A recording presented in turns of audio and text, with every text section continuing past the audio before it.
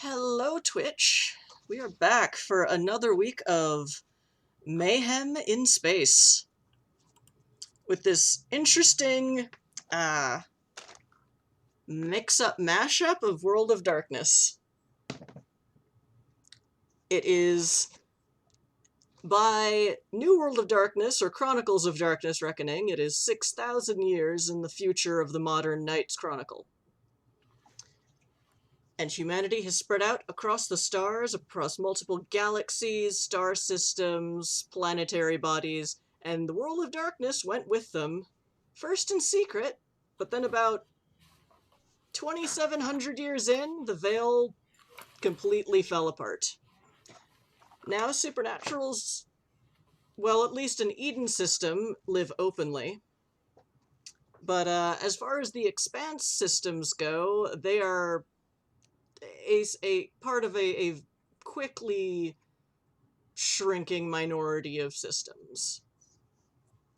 And the core planets, which are the home of the Imperium, are setting the rules, and thus, well, in a human galaxy where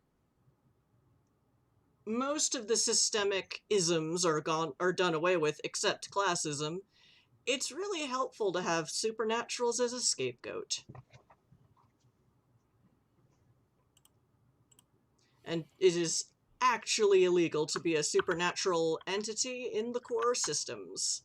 After the core is the Expanse, which was the second wave of colonization by humanity. And then on the very outskirts of the systems is the Verge, which is very much like Firefly Land. Eden system is Eden City in Eden system is a very cyberpunk city, teeming with changelings, but right now most of our protagonists are in the Hedge, which is still a little bit more old school than sci-fi. Let us get to our players today. Murk, who are you playing today now that you're back from, the nuclear winter of your homeland? I mean, there's still lingering damage, but I'm back. I've been playing Idun, the Wolf Blood. Nominally the party fighter, though I don't know exactly how much this particular party needs it. He's probably the most human member of the entire company, which is... I resent that. What about Timmy? Todgeman. No, Todgeman was the Megacorp intern. Jimothy is your intern. Jimothy is our intern. Jimothy is, as I believe, more human than you are, I think. Fair, but he's also fairly compensated and on the payroll, but not a player character. Yes, we pay interns in this system. Yes. Damn it. And health benefits. Well, I mean, the health benefits are state-sponsored, but they still get them, so, Okay, sorry. Yeah. Yes, sir. Yep. Fadir's noticing it. No Dracus this week. They are otherwise engaged with stuff, but it's cool because we have a bigger cast now, which allows people to be out sick and busy doing family stuff and stuck in Texas when Texas is the opposite of on fire, and game can still go on just fine. And yet hell's in Michigan. I don't get that reference, and it makes me sad. There's a town in Michigan called Hell. Oh, okay. Hell, Michigan. It's a place. You can go there. They elected a dog as mayor. Okay, that's awesome. I would have assumed Hell would be in Ohio. Well, that's where the Hell is real sign is, but... Anywho, so yes, Dune was not with us for the last couple of games, but I will bring them in just a few minutes. Yes. Into this wonderful world of thorns and glitter. Out of, stuck exiled from my own apartment for several weeks, and now I'm back, and it's livable. Not fixed, but livable. So, we'll go with that. And I have some hope that this session will finally leave the Hedge at some point. Maybe. But Don't say things like that. You've made so many friends, though. talking to my childhood companion that, as far as I know, only I can see. Apparently, this is not true. Oh, no, they can see it. It's just you're the only one that can understand the little cat bus on your shoulder. But Holiday's also pretending not to see it. Oh, that's true. Holiday's also chewing on wood and having a conversation with it, so... Changeling, the game where everyone's an Alcavian. Speaking of vampires, Josh, who are you playing today? I am playing Petruchio, the team hacker and also boss, at least to everyone except Holiday, who is not working for me. He's just a contractor. I work with you, not for you. You work, that's what I said. You're working with me. You are not working for me. Supernats having office politics. Yes, this is what I am here for. And Zardoz, who are you playing today? I'm playing Holiday. My current role is a private investigator and a finder of lost people. When I'm not doing that, I'm playing a piano or practicing law. And today that's Lost with a capital L. You have a lot of jobs. I mean, I'm not one to talk. Keeps me busy. Hashtag Von True Life. I'll just do all the jobs. That way I know they'll get done. I'm also Klaus's mental health coordinator, currently. And I think you're running a salvage yard, but... Yeah, that's background stuff.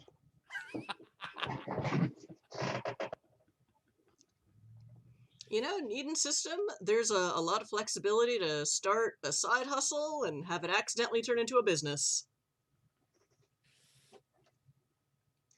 But yes, when last we left our protagonists, because World of Darkness, heroes are few and far between, Holiday and Petruchio were on the trail of a missing changeling who was known to be a priest of the Church of the Weird, which I keep trying to call Church of the Wild because I keep getting my Worlds of Darkness mixed up. But it is Church of the Weird.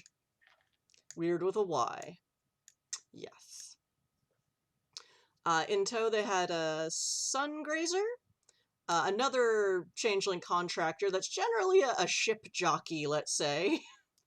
And good for, so our protagonists all work for or are contracted by an organization known as Carve Tourism Limited. And I should note, ever since y'all took down that Trufe incursion, even mundane business has been up. Woohoo! Because who doesn't want to buy a, Verge travel adventure package from people that fought the Trufe, aka the Thurzaz, who are interdimensional aliens that kidnap humans and turn them into changelings for funsies and profits, as far as anyone can understand the profits of the Trufe, as they are aliens. However, the real point of Carve is that they are a front for an underground railroad that gets Supernats out of the core, or now out of the Expanse, and into safer systems where the government isn't actively trying to kill them, etc. And thus far, it seems like there are fewer and fewer Expanse systems for various Supernats to go, even if they're not openly supernatural. And all sorts of technology being developed to sniff out Supernats who are living in quiet, and it's all just a whole big mess. But this week's mess, there is a priest of the Church of the Weird. Another priest showed up from another system which had just been purged of all of its Supernats. She asked the Carve people, especially Holiday, because of that, again, they fought off a Trufe.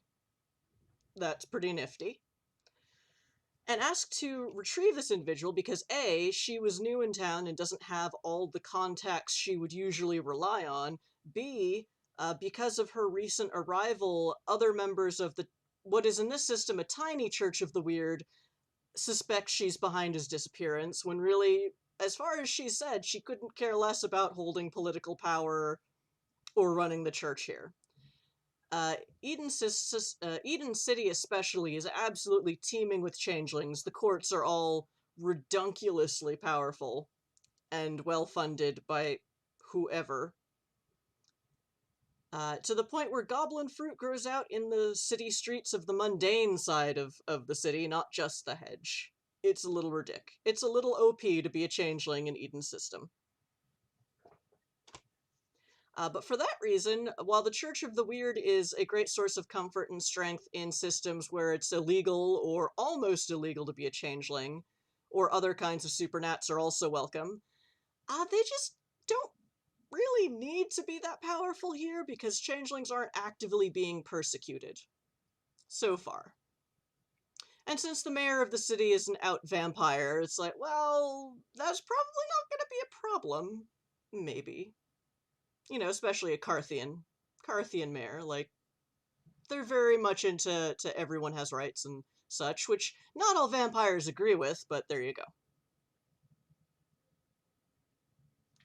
Okay. I apologize for my own performance as GM tonight if I am a little out of it, because I've been unconscious for most of the last 2 weeks, and I'm still not sure why. Could be pollen count. Could be a weird inverse spoony spring fever. Could be my attempts to self-medicate ADHD with more massive quantities of caffeine and having it backfire, like today. So yeah, that's where we are. Alright, and so, last time we were all here, or last time I ran game, we ended with Holiday and Petruchio and Klaus walking further and further out into the hedge of Eden City, and yet still staying in the near hedge, which, from Holiday's reckoning, as a changeling, is a little odd.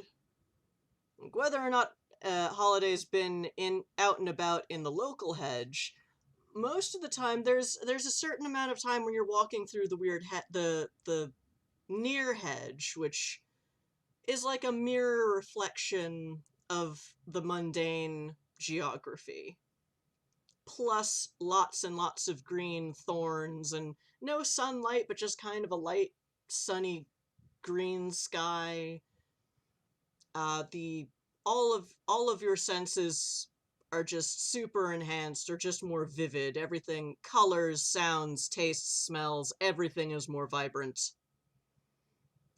And typically when one is on a quest through the hedge, you go through the near hedge for a while until some say the weird itself, which is almost like a kind of meta story, takes you away from it and into darker and more dangerous and less human adjacent, less civilization adjacent areas, and that just hasn't happened here. You're pretty sure you've been in the hedge for hours, and you're still in parts that look very much just like Eden City.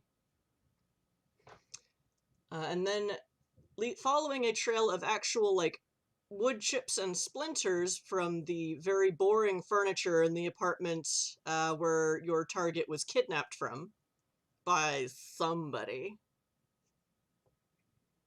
It's taken you out to the outskirts of Market Town, which is largely, on the mundane side, it's a lot of converted warehouses. Some are still being used as warehouses, but most of them are converted into commercial business storefronts, offices, industrial apartments, and lofts. But from the... let me see.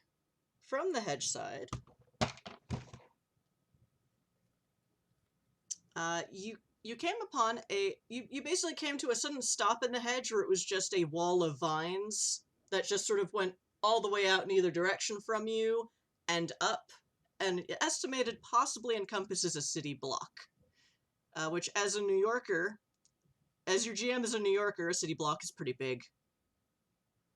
I'm talking like Queens city block, like it's pretty big. There's a warehouse in there maybe, or several. I believe what you did was you did the trick with the hedge castle. I forget the name of your contract. Hedge wall. Hedge wall. and basically use that to, like, open a hole in this other hedge wall, which parted more easily than you would have expected, because it seems like the vines and thorns themselves are starting to rot and decay. So it's just this mass of green and slimy black, and the putrid smell of decay and rot and mold and mildew. Inside, what you saw was as if something started as the platonic ideal of a warehouse, because you are in an extra dimension of thoughts and dreams and fantasies rather than reality. Or is it reality? It's hard to tell. Welcome to the world of darkness. Welcome to all the worlds of darkness. It's a warehouse-like structure, but the windows are melting out of their casings. Almost actually dripping as if melting, like, and glass can do that as an amorphous solid, but not usually this quickly or dynamically. Salvador Dali would be proud. Yep. And the bricks, metal, and wood of the structure are all rotting or disintegrating away into shades of rot, black and brown, slime and dust. But inside, it sounds like somebody's having a party. And we will pause there for a second. And, Dune. So, it was established in, last week's session that this quest has been communicated on the group chat.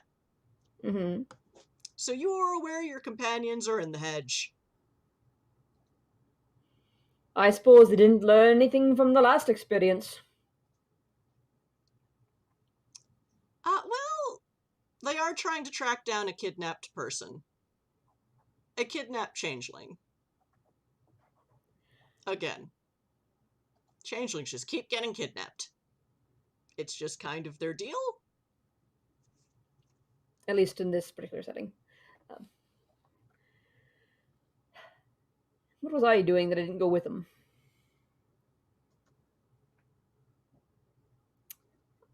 Arcane and Sage just making a joke about a warehouse. Oh no, I see, oh, okay, thank you for the player +1, Puka. Okay, right now, so chat, you'll see, we have a channel points game. Other channels do this with bits and with just cash, but we use channel points. You can buy +1s for the players to add to their rolls. We are using an amended Mind's Eye Theater. So, first edition NWoD came with Mind's Eye Theater rules, which were for LARPing, and thus, instead of everyone having to roll a d10 for every dot on their sheet, you add your dots together, plus any attribute bonuses, and add it to one d10 roll, which is a lot easier for me to keep track of, at least when I have all the numbers written down on my mousepad.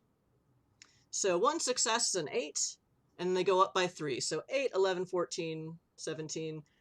Usually 5 is an exceptional success, but with this group I've had to bring it up to 35 for 10 successes, because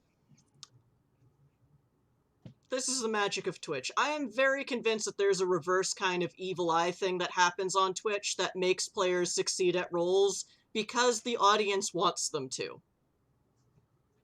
I mean, that's what the +1s are for. Yeah, and also, so yeah, you can buy +1s for the players, +1s for me, the GM, and for 800, or something like that, I think 800, you can buy custom NPCs, several of which are probably going to show up today. Yay! Well, yay for me. We'll see if it's yay for the players. I mean, the only one's turned out super badly is Min Buttmax. Min That's been a fantastic addition to our party. Min Butt Space. Or something. Yeah, our mage was talking to an AI that kind of uploaded itself into their head, which has their brain has a computer plugin, which is, it's a very cyberpunk spacey setting. That happens. And then every attempt to get it out resulted in a lot of ones. So, yeah. Rolling a 1 on your d10 is a botch. people just kept botching trying to get it out of Class's head. And now they've got, a little buddy who claims to be their guardian angel, but always wants them to burn shit down. I mean, the only difference between angels and demons is the address, so Basically. And if you've seen a NWoD demon, it's like they even look the same. It really is just the address. You'd be surprised what some angels look like. At this point, I think we've stopped trying, partially because I'm pretty sure the GM has decided, and it certainly makes sense, that all of the failures mean that this is not just a regular AI. And then I started reading books that had nothing to do with this setting and getting all sorts of ideas. So, yeah, kinda.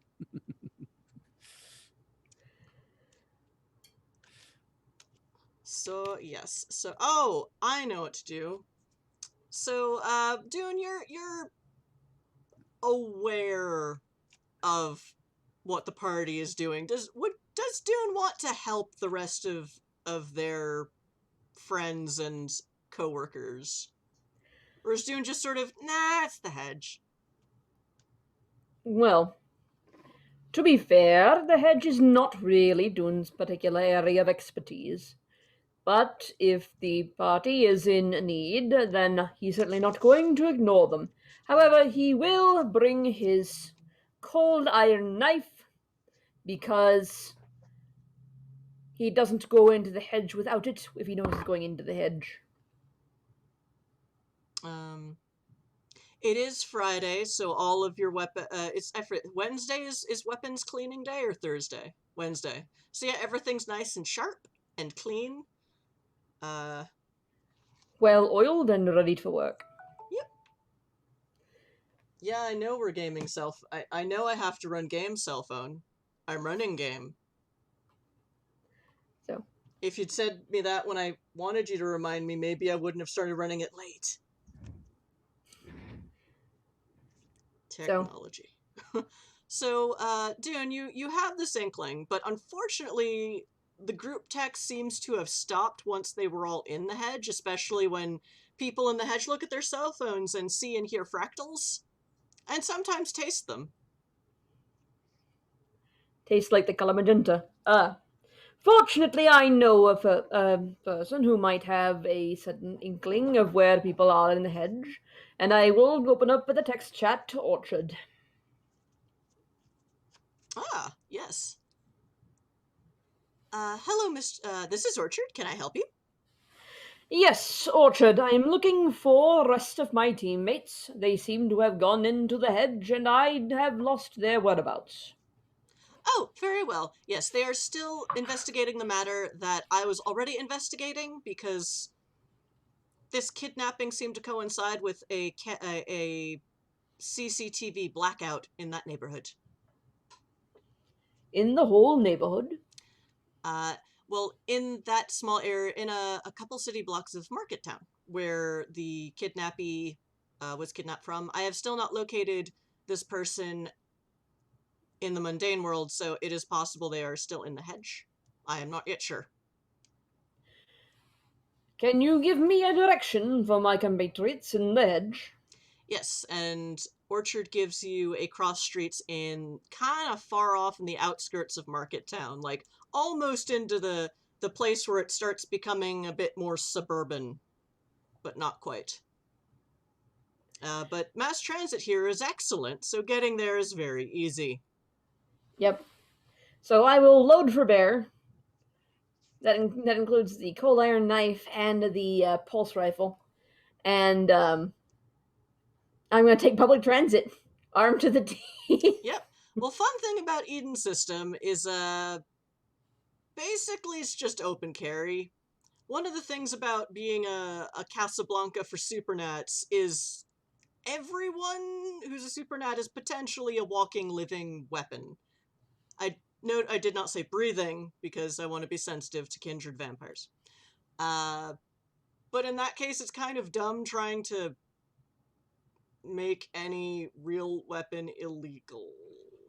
Also, Right. there's one of the systems of business governments governance is the unions, which includes a very healthy mercenaries union.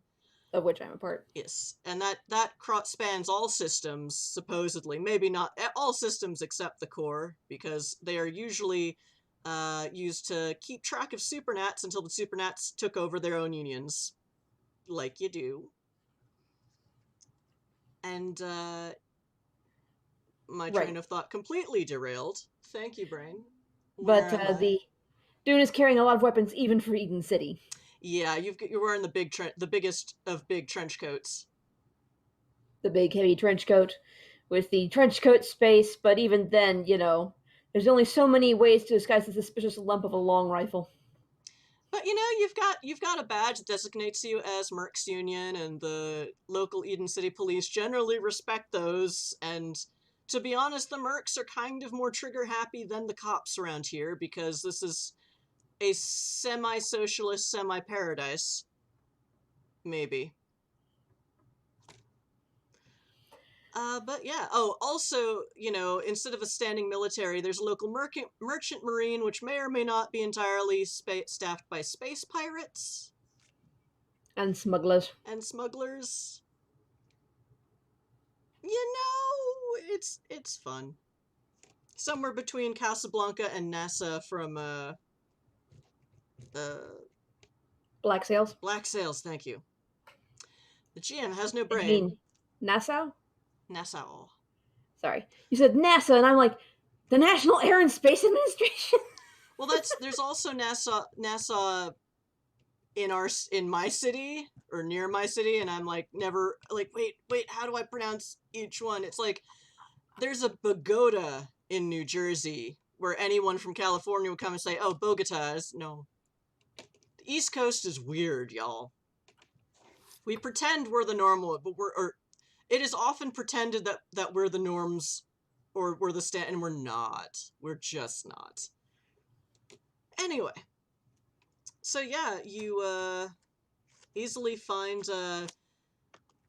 there's this so you get to the cross streets, and there's this kind of old dilapidated warehouse across the street from a big pretty glassed skyscraper, which is a little odd for Eden City. Everything tends to be a kind of white marble like stone with light silver. This is just all glassed, and you're sort of like, okay, where's the hedge? You're not really sure what to do until you notice your own reflection kind of beckoning you to come closer in that big glassy building. I give it the one moment gesture, and I turn to look at the dilapidated warehouse, because the other thing that's odd is Eden City is a city. You don't get dilapidated property for long. Somebody will come along, buy it out, and build it up. So why the hell is this still bust up to shit? All right. Well, who do you ask, or what do you do? First I'm going to ask Orchard for records on the building across from me. Not the glass one, the dead one. Mm-hmm. Very well. The warehouse has been inoperative for about 3 months. Kind of dilapidated. For that, surprisingly so. Yes, it does seem to be decaying at an accelerated rate. Perhaps be careful if you're walking in or nearby it. I will stake a marker on that for emergency services to check it out to send a building inspector. It is currently not being utilized. It is still owned, but not currently leased by any business. The last one moved out about 3 months ago. My sub-processes are very busy right now. I can look into this later. But yes, that is very strange. Who is the current owner, may I ask?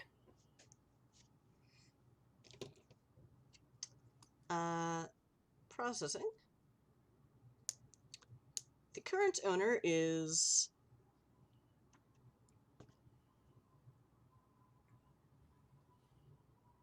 Kovar Incorporated. They are a they this is they seem to have connections to an elite family. that resides in Riverside, but it seems that they own many businesses or many properties within the city. Fair enough.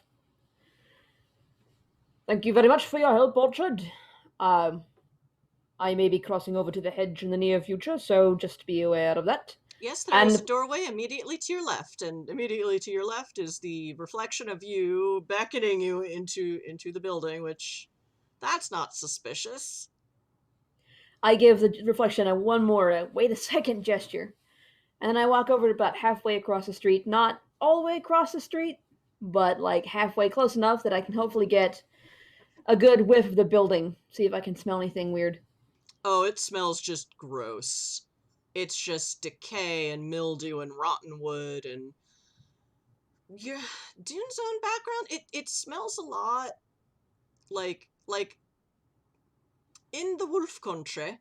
You know, there will occasionally be old barns, broken down homesteads, and just like, you know, the kind of agrarian haunted houses that, you know, kids dare each other to go into. Spirits love them. Spirits love them a lot. Sometimes they become verges, sometimes they become worse things. You know, as a child of the wolf, as a wolf child, blah, raised by wolves. Yeah, those things can become pretty dangerous in terms of the Hysil and slash Umbra slash Shadow slash Spirit world. You've heard that it can also cause hedge incursions as well. But yeah, it reminds you a lot of that growing up, except with the, you know, additional fun of like industrial chemicals and cleaners and a lot more metal. Like you never thought you'd smell like you smell a lot of rust. And you know what rust smells like, but there's also the smell that you could almost say it's decaying metal beyond rust. It's a little surreal. And you're not even in the hedge yet.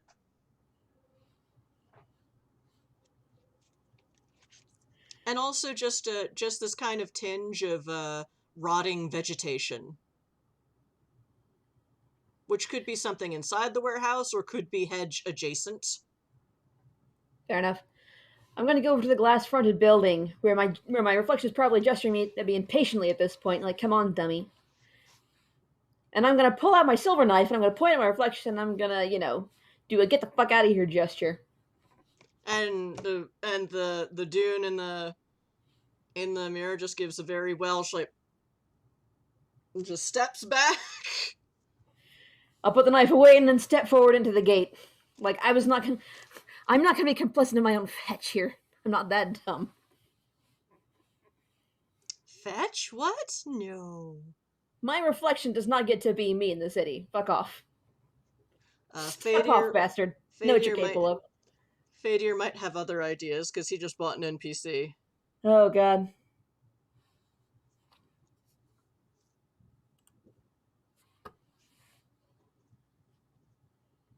Thank you, Fadir. I'm not sorry either. Anyway. So yeah, you step through this mirror window thing. The people in the bank are a little confused, but you know, it's Eden City. Probably not the first person who's walked into their bank and then not walked into the bank. Or walked out of it on the outside. It's, you know, you build a building made of mirrors and you're asking for trouble. You remember that scene from The Sorcerer's Apprentice where they're driving the car in and out of the mirror? I'm talking about the Nicolas Cage movie, not the Mickey Mouse thing. Oh, no, I did not see that. Oh, okay. Never mind then. I have a said. Never mind. And now we have another custom NPC. Thank you, Fadir and Puka. Yes, Puka, who was gaming with us the last couple weeks.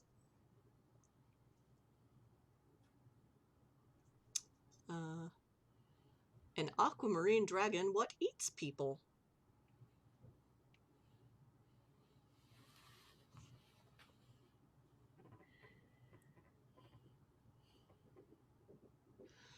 So, Holiday and Petruchio, you are about to walk into this hedge tunnel when out behind you pops Dune. Well, I'm glad to see that Orchard's directions were as good as usual. Intriguing. Yeah, y'all saw that creepy mirror building last time. And it was creepy, and now Doom walked out of it. Okay, it's fine. Oh, I'm sorry. An aquamarine dragon, what eats people? There we go. Thank you for the NPC. Moha. So as it turns out, that particular mirror building behind me is a hedge gate. I was directed there by Orchard, who said it was the last place that you two had been seen. I feel it worth noting that whatever the hell it is, I point to the rotting vegetable wall in front of us, is in Eden City a derelict warehouse that has remained so for the last 3 months, owned by Korax Industries? Kovar. Kovar. Got the first level right anyway. Noted for its ties to the nobility and owning of much property in the city. However, the warehouse itself has fallen into much more disrepair than you would expect from a building that's been gone for only 3 months.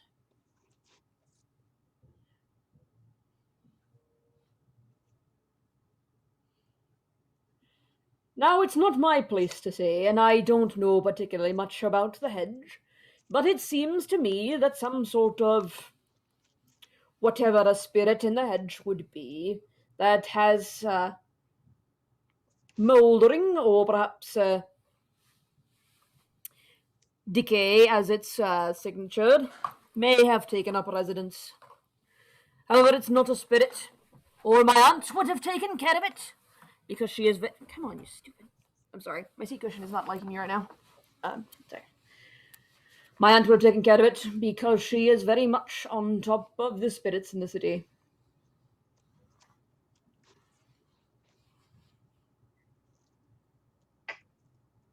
Thank you, Arcana Sage, for another custom NPC. Oh my god. So, Shurikyo, what do you think the odds are that that's actually Dune? Wait, what was that? What do you think the odds are that that's actually Dune and not some sort of mirror reflection?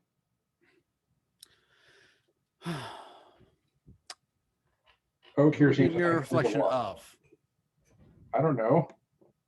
Dune. If this would assuage your doubts, I'll reach in, pull out my cold iron knife, and just draw it along. And it wells up with blood, and you can see like fur underneath the skin. Sure, I'll smell it. Does it smell like Dune? Smells like Dune. Smells like Dune. Smells like a wolf blood, I should say. That smells like slightly forsaken blood. Without I don't know. being Has natural. Dune in fact bled in my presence? Probably. He's gotten beat up a few times. Yeah, so it might just smell like Dune. I don't know. Yeah. Well, Yeah, it actually, just smells like Dune. I actually used that trick on the bystanders at the oh, that's true. convention. So Yeah, because if you were not supernaturals, you would suffer lunacy from that. I have to reread those stats again, but I believe you. It's the liar skin wolf blood tell. Ah, yes. When you cut a wolf blood with a liar skin, instead of cutting skin, you find fur underneath the fur of a wolf, bloody matted fur. It confers 1 natural armor, and whoever sees the fur suffers lunacy if they're, if they suffer lunacy. Which neither of you two do, so. Nope. Vampires and changelings are already ridiculous enough that they do not suffer additional ridiculous traits. However, wolfbloods do not shift into other forms because just no. No, for Second Ed Forsaken, no. That's the whole point of being a werewolf! But we compromised on that. You still get good stats. You don't get a Dalu for. No. Just, what? That's the other wolf blood tell that Dune recently acquired through gameplay. Woohoo! God damn it, Klaus. See what happens when y'all start frenzying. Alright. So yes, you have the hedge wall within the hedge wall. You're smelling blood. I'm actually going to make a Do I want to roll on that? Have you spent any blood? No, but someone just bled in front of me. Okay. We were talking about frenzy. Okay. I'm actually gonna hold off on that for a moment, and spend a willpower. But Patricio looks hungry. Yeah, you're. It's not really bleeding either. It's just a few drops of blood are matted in the fur, so like it's not dripping freely, and probably smells a bit like wet dog. Yes, Chet. According to First Ed Requiem, because my brain is blanking on Second Ed, vampires are basically just supposed to be constant frenzy machines, apparently. But since I come from a LARP background where that be annoying as f, we've been laying off that a little bit. But yeah, Patricia is. Oh, that's blood. Oh, that's fire. Oh, that's another vampire. Like frenzy all the time, and I'm like, how does anyone get to be a vampire when they are constantly frenzying? Anyway. Apparently, they always ride the wave. Yeah, I don't know. And the poor maquette, like, they're even worse at it than everyone else, and it's like, oh, man. At least you're #Venture Life.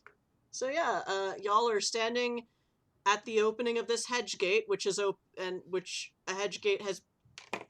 I guess now, Dune, what you see is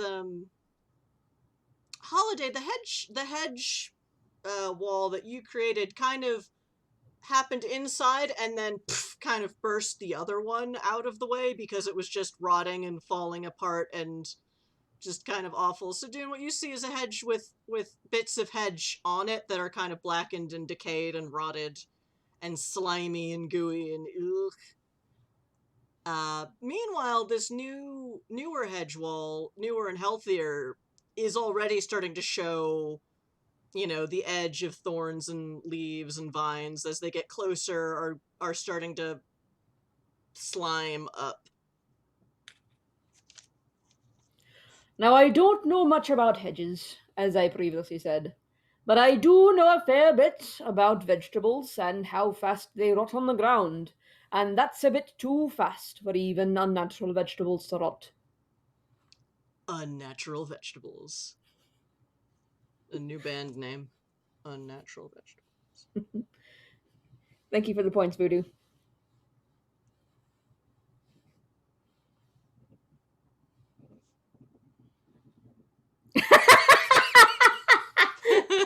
Vegetables, the ripening. Yep. That White Wolf life, yep. Or whatever vegetables do, the celery stalks at midnight. On Alright. April Fool's Day episode. Just us and 15 vegetable. Like, yes, everyone's suddenly a vegetable. It's now VeggieTales, but you didn't know it. This guy is bigger than the boogeyman. Alright, so this is a good time to say, okay, PCs, you now have 16 plus ones. I have 14. So, you know, in case it comes up at some point in the next little while. So yeah, you see this dilapidated, rotting corpse of a warehouse inside a hedge wall. And you hear people partying inside. And you do, I think, with Dune there, you do smell like, actually, Petruchia probably would also, because vampire, you smell like an acrid tinge of, like, flamey smoke. And maybe you can see, now that you've been looking at it a while, there's some flickers of light, on one of, near some of the windows on the first floor. Maybe some dark, acrid, icky smoke coming out of a broken window, broken/melted window.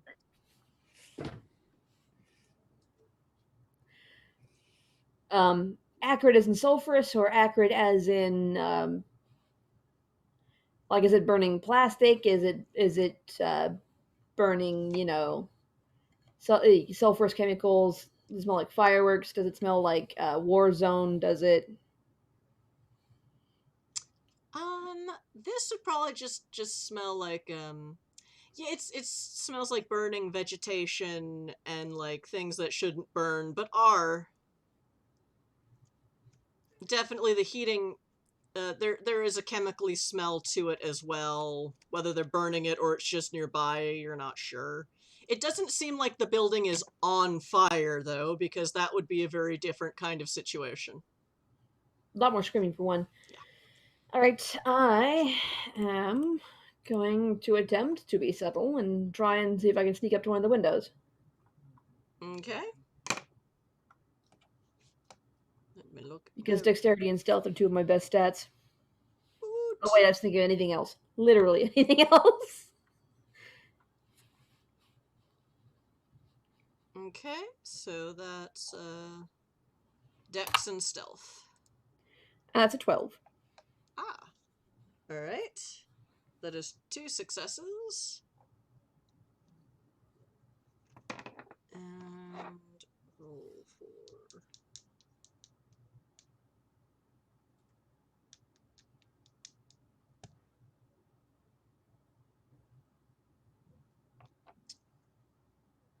So... That's not a good face for the DM to make. It's a fine face. My face always does what it should do. It's fine. You said you rolled a 12? Yes. So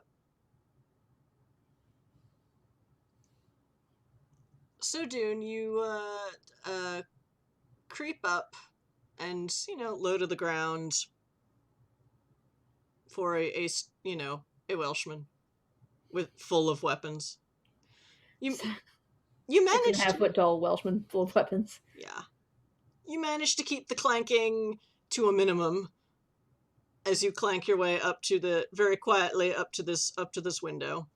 And they're not floor to ceiling windows. They start about, 5 feet high. So it's not that difficult to stay below the line of sight, as far as you know. It is just your naturally acute senses are rather overwhelmed by all the smells, like the rotten decay plus hedgeness, just making everything more vibrant, even in a state of death and decay.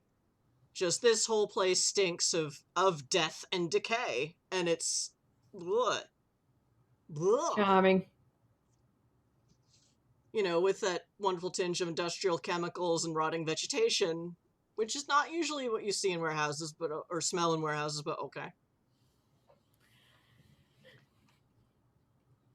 And you get to one of the flickering windows, and what you see is several figures in various forms. One looks like a giant bird. Another looks like, at first you think maybe he's some kind of like vintage looking robot, until you realize he's some kind of like coffee cup or a robot. It's weird because there's this acrid smoke that's just sooted up the windows, and it's like, oh no. And just a big hulk of a dude. You do see there is a body laying on the floor that's all bound and tied up. And they're basically hanging out around like an not a trash can fire, like an oil drum fire. And they are just sort of like laughing and yelling at each other, and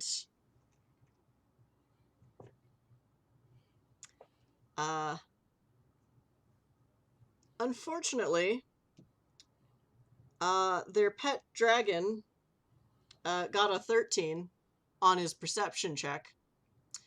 So you get about a look of this when you feel like jaws kind of clench around your midsection. Actually, no. Let me roll a stealth for the guard dog. Oh, the stealth was even better. Yeah, you don't see him coming. Actually, no. Roll wits investigation, or is it wits perception? What is it again? Yeah, to be wits investigation. Yeah, perception's not a skill in this one. Which NWoD is it? Which WoD is it? I don't remember. So that's 14. Okay, ties go to the defender, which ironically is the dragon, and yeah, you look down as you feel like these jaws just kind of gnash against you. Cool. It is this big I had blue my dragon hand- head. I had my hands in my jacket because I was trying to stop the stupid things from clanking, you know? So I'm gonna shift my grip a little bit and pull out a grenade. I'm hoping it's my stun one. One of my stun ones, but we'll find out. And I'm gonna click it off. I'm gonna click it off. Okay, first, it roll. Okay, did Agron? You did not roll super good. Oh wait, all right. It did roll a 14 to bite damage you. So, you will get a. I'm gonna put 20 on the dragon. So are the rest of us close enough to see this? I would assume are we're you? like 30 or 40 feet away because we were standing there at the place ready to go in, and then Dune just kind of walks in and just starts sneaking around, and then the dragon showed up. Yep. So you and I are standing back here at this hedge wall, kind of just watching Dune pull this Mission Impossible sneaking around thing. Just But I think watching Dune was at the window, so I think we can see Dune and the dragon. Yeah, But I'm sure we can. But I'm just gonna look over and go. I got 20 on the dragon just to liven things up. Yeah, fun fact, you couldn't see the dragon until it bit Dune, but it's biting all of Dune. So Dune, just roll Dex Dodge to see if it, it rolled a 14, no, it rolled a 16 to chomp you. You mean Dex Brawl? Because dodge ain't a skill. What? I'm not seeing it. I got Athletics, Brawl, Drive, Firearms, Larceny, Stealth, Survival, and Weaponry. Wouldn't it I be the think defense? you use your attack skill to defend, but you're not. Okay. But you were surprised, so I'm not sure you're rolling defense. You also have the defense trait. Oh, you do have defense trait. That's the important thing. Okay, just roll your... What the hell have I been running this whole time? It should be under your speed. Yeah, There should be defense. roll your defense. Okay.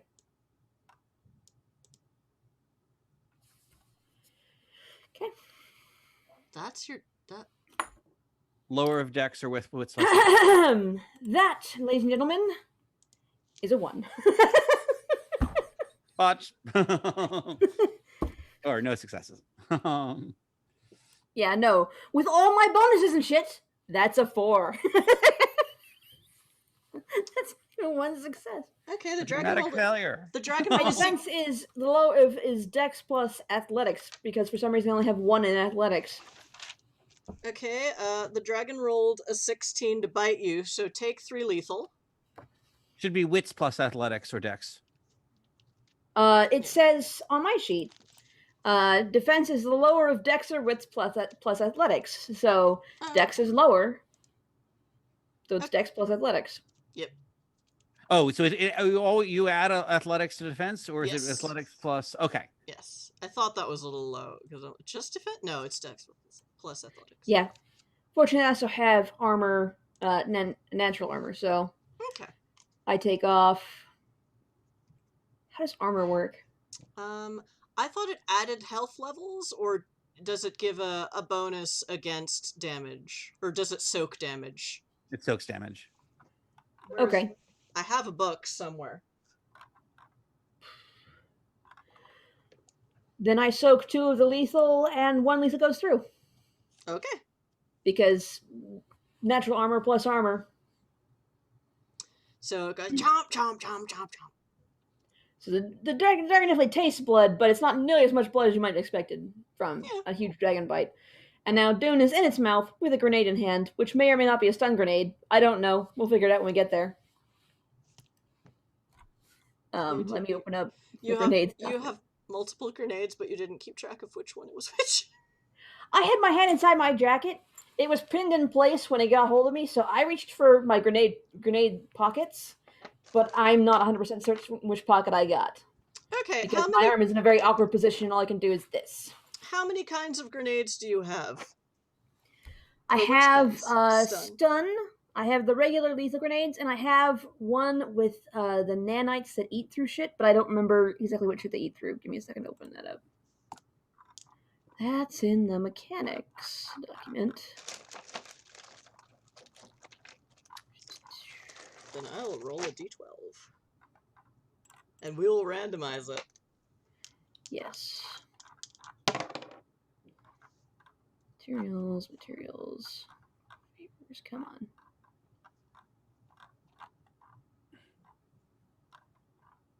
How big is this dragon? This dragon is big enough to get its mouth like around a stout Welshman's torso. So So is it holding Dune in place, Mana or is it sort of grenade. attached to the stout Welshman? It seems to have just like chopped from like a puppet comp. So let me do some math in my head, because this is a purchased NPC. Thank you, Puka. I hadn't thought of giving them a guard dog, but yay. What eats people? So that's... I have a ruler right here. Right. So its head is 3 feet. There's sort of a lot of debris and bits of hedge and stuff around, but its head is 3 feet long. That's a pretty big dragon. So that's a pretty big dragon.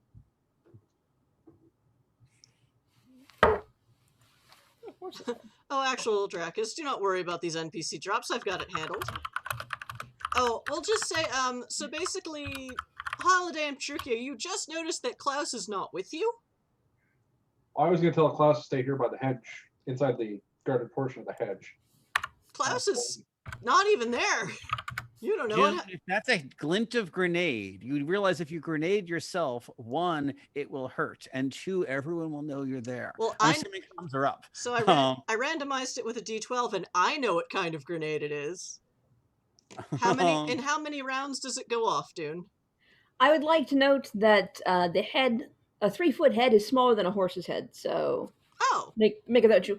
Okay, make it a 4 foot then. 3 feet is 36 inches, and a horse's head on average is 42 inches. So really, that's what it says on the. That seems nuts. Wait, 42 inches on just the length of a head?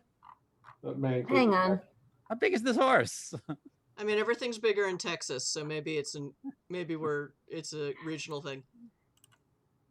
I know people googled really fast, and this is what I got. So I mean, horses do have heads longer than my, wider than my torso. So more than 2 feet makes sense. And I mean, horse bites are no joke. Yeah. But this creature's head is like, horse, they have like that jaw, but then like the rest of their head, this thing is like all mouth. And it's just like rawr. It's much more alligator like, where more of the maw takes up the head space than a horsey. Sorry, horsies. But the hand was by the grenade pocket. He can sort of either grab a grenade or grab a knife, but I can't get a knife in a good position to stab the mouth. So it's grenade time, baby. Okay. In how many rounds does a grenade go off?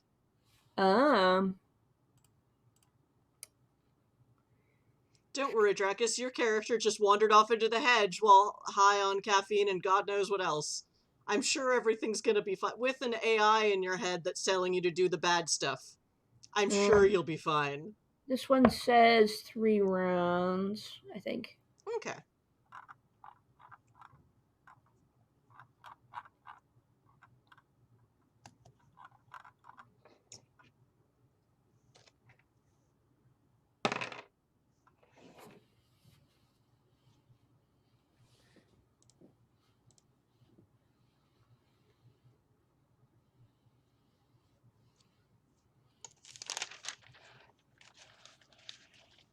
If I can get out of his mouth before then, I'm just going to drop it. I'm going to leave that as a memento and see how he likes it.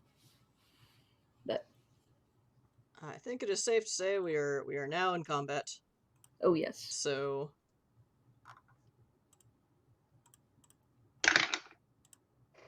So the dragon rolled a 12.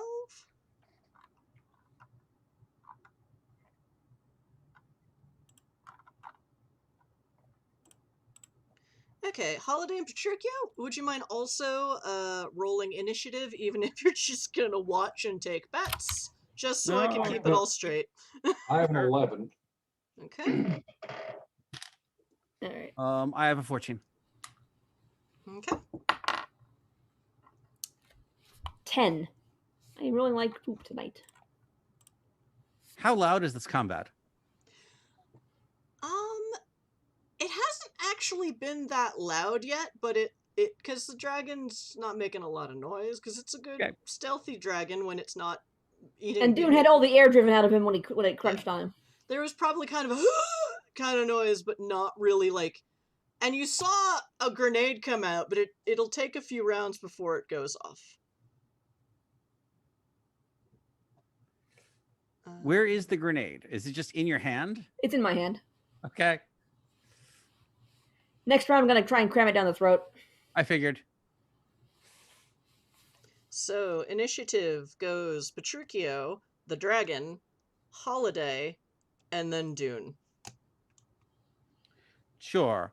Can I approach to the point where I can look into the dragon's eyes in one round? What is your speed? Well, let me. Oh yeah, 9. Your sheet. 9. And that's 9 feet. All right. So I think the way, if I remember how speed works, you can, if you do nothing else, you double your. Is it double or triple your speed? I think it's double. So then you can move 18 feet. Dune is a good 40 feet away from you. So it'll take you a couple rounds. Hold on, this must be on a wiki somewhere.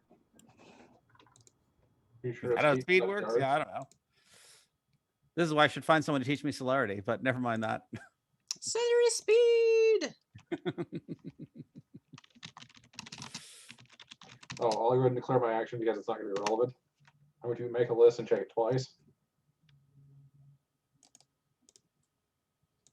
What was that, Zart? What was that, Holiday? Make a list and check it twice. I'm checking the arrow with my gun. Okay. The second Dune takes out a grenade, you just start checking your weapons. Because you're changeling and you have to. Actually, I have another potential option, which is, but I'm guessing it is. I'm assuming that the dragon is not in range of my predatory aura. No, it is not. Yeah, that's what I figured. It's certainly not in range to dominate it because it's like I can't see its eyes. I mean, you can kind of see its eyes. They're like big aquamarine jewels, but you can't really see where they're not looking at you. It's got those kind of alligator eyes where they're just sort of popping out of its face. Getting it to look at you might be a little difficult from 40 feet away. I know, Twiggy. We could have talked to these people. I didn't hear that. I know. I'm talking to the to my stick that I'm chewing on. I know. We could have talked to these people.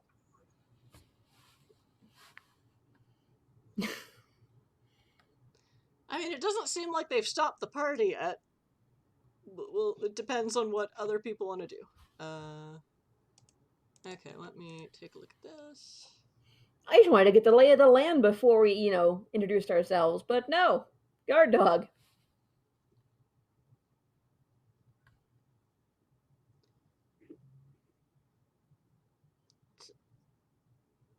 Oh, I'm redesignated Patricio as my bodyguard target for the minute.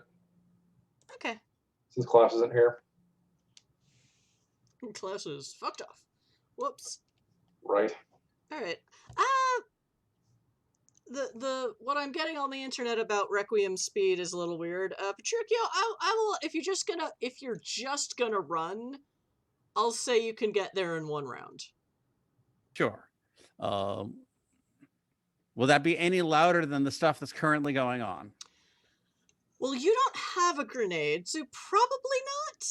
Yeah, that too. But I don't know if Petruchio is keeping track of all the weapons that Dune keeps in the office or at home. Who knows? You don't even know if they were at the office just now, or at home, or hanging out with a pack of werewolves, I mean, or what.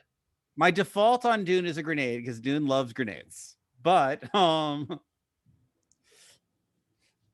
I also saw a glint of metal that did not involve a stock.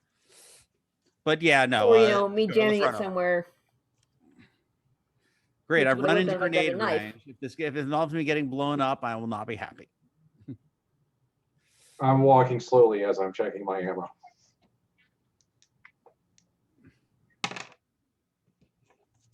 Dragon stats. Grr, I'm a dragon. Alright, so Dagron rolls a 16 to chomp down harder on Dune.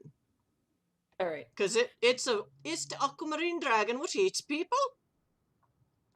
Right. Also probably with a bit of shaking. Because it's like, this doesn't taste bloody enough yet. What is going on?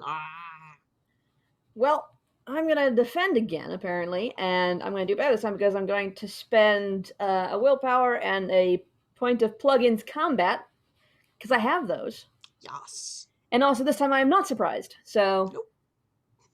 Because it's already got a hold on you. 10 plus 8 is 18 plus 5, so 23. Okay. Eat that, motherfucker. It's working on it. Yeah, he really is.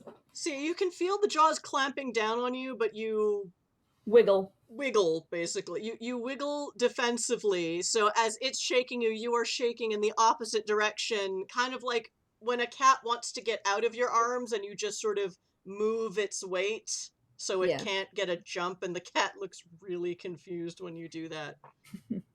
Especially when they're used to you just letting them go. I said, don't ask me how. Anyway, yeah. So, except you're technically the cat here. Yeah. So yes, your spine is not broken, you are not chomped down anymore, and it's just sort of like, does not understand why this tasty meal is not yet tasty. Fur is still flying, though, because... Oh, that's probably right. It's probably started, it's also got a mouthful of fur, which it's like, but, what? Yeah.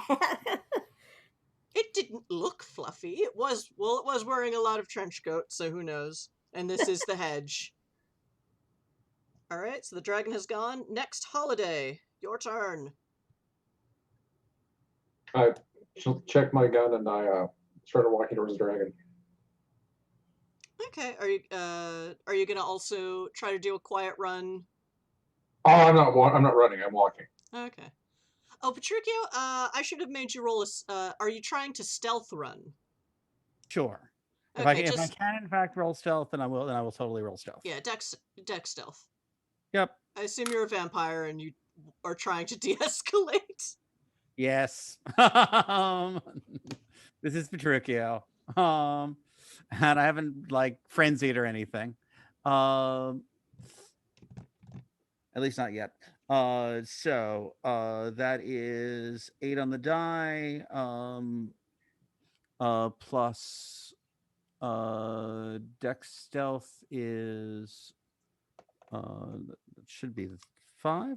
So 13. Okay. Still a vampire.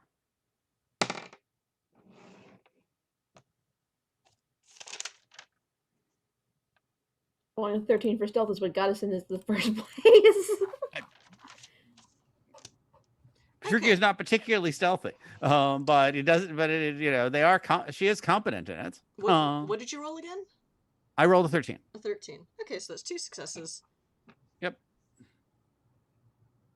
You get a sense of one of the dragon's eyes swerves over to look at you. It has noticed you, but you don't know if anything else has. However, it is looking at you. Yep. Well, one eye is looking at you. For a sec, or it sort of twists, it sort of goes in your direction. It can't quite see you yet, but it seems like it can hear you. You assume, because it does not seem to have ears. dragons, man. Some hedgy bullshit. Okay, okay, sorry, it was Holiday's turn. And Holiday, you're just gonna walk. Mhm. So you can get like halfway there. Yeah, I have a pistol. I'm not gonna run up on this thing. I know better than that. Yeah, so you can walk about halfway there, with your turn as you just checking your gun and strolling along, and never run towards anything with more teeth than you. It attracts their attention. Never run away from one either. Well, it's never run away from anything immortal. You do not know that all dragons are necessarily immortal because this is the hedge, and it is a place of ideas rather than facts. Which is one of the reasons everyone finds it so obnoxious. Alright, now it is Dune's turn. Dune is gonna try and cram this grenade that he just primed down the thing's throat. Okay, Try and wiggle that in. sounds good. And I'm gonna try and do it as forcefully as humanly as wolf-bloodedly possible, so it's gonna be strength. Yeah, I'll say that's a strength brawl. Sounds good to me. I mean, it's already got its mouth on you, so you don't really have to finesse this. Yeah. The hand's already there. The grenade's already there. Just need to shove it down. Ooh, yes, please. That's 11 plus... just to verify, rolling a 1 after an explosion does not mean a crit fail, right? I don't do it that way. Okay, so that's 11 plus... I say safe. 20. Okay. This does not seem like a tasty treat to the dragon, so it will try to defend itself. Or it will try to not let you do that, but you rolled a 20, so... It did not. It rolled... Alright, it didn't. It did not roll a 20, so congratulations. You have put a grenade down its gullet. Because I rolled a 20, That's an exceptional success. would it be said that me jamming my hand down its throat caused it to do that thing that dogs do when you press on the back of their tongues, which is go and open its mouth wider? I'll allow for that, yeah. Cool. And then I drop to the ground, or does it? Attack with its own gag reflex, yes. Yes. Alright. The Dune drops to the ground, bloody and slimy, and grenade free. There's nothing in his hands now. I mean, it's also just kind of dusty and slimy and rusty and gross on the floor here, so it's like, oh dear. Ground, but yeah, because I'm still outside. Yeah, even this dragon, like, now that you've gotten a better look at this, this big blue monster, you do get a sense of aquamarine. It's got like gemstone eyes and crystalline teeth, but it's like, when someone hasn't taken good care of a piece of jewelry and it's like the setting is tarnishing? Yeah. You see that. And it's like, this dragon is not as pretty and shiny and sparkly as it could be. Is it wearing a collar? I'm just curious.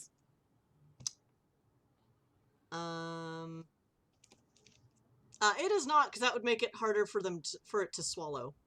Okay. It does seem to have some kind of metal thing around, like, they're not, like, it's not handcuffed, but it looks like it's wearing cuffs Bracelets. on it. Yeah, bracelets on its forepaws or forelegs. I don't know what dragons have. Or, I'm thinking of this in terms of an alligator. Alligators don't have paws.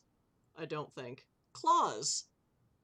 So yeah, and it looks like some kind of dark, icky metal that is causing some, like, discoloration around its wrists. So, it looks itchy. That is not a happy dragon. Poor dragon. Poor consummate V's dragon. Okay, so top of round 2, Petruchio, what do you do? I will mesmerize the dragon. It was looking at me. Okay. It's still more focused on Dune because Dune was tasty. Well, So you'll have to do something to get Dune it is to look at bleeding. you. So Pshruki, what do you do to get the dragon's full attention before you try to mind fuck the dragon? Sure. So I will walk up to the dragon, which is tangled up with Dune. And it's Pat it on the snout. Hey, beautiful.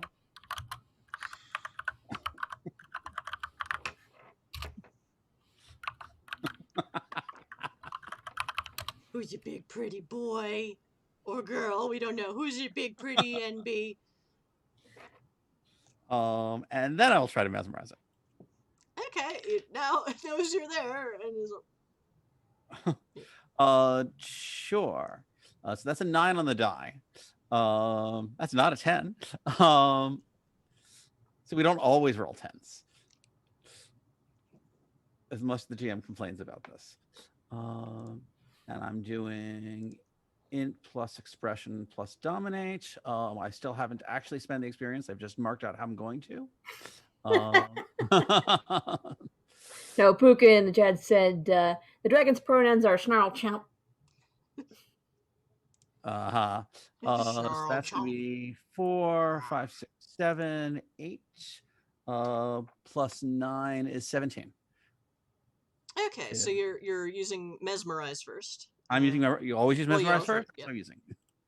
And weirdly enough, that is not a contested roll apparently. Or let me make sure. It is. It is. Yeah. Then let me look down at the notes. Oh, versus resolve plus blood potency, which Power. Yeah, plus power stat. So for that, it would be weird, and it is a dragon. So we'll say.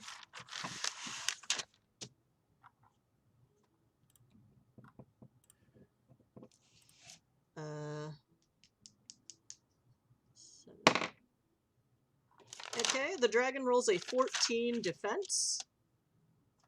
So, what did you roll? I rolled a 17. I said he rolled a 14. Okay, so yes, you have mesmerized the dragon, and its big blue jewelly eye. You're not even sure, because like you're kindred.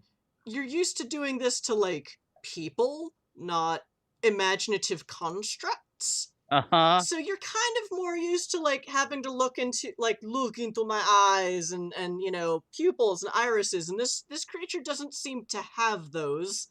But it does have big eyes. It does have big eyes, which are very easy to focus on and take in. And so somehow, and you get a sense of something in those big jeweled eyes is now like swirling in kind of a buffering, and it's just sort of like the apple loading beach ball. Okay. So jumping back, starting the opener. Hey, beautiful.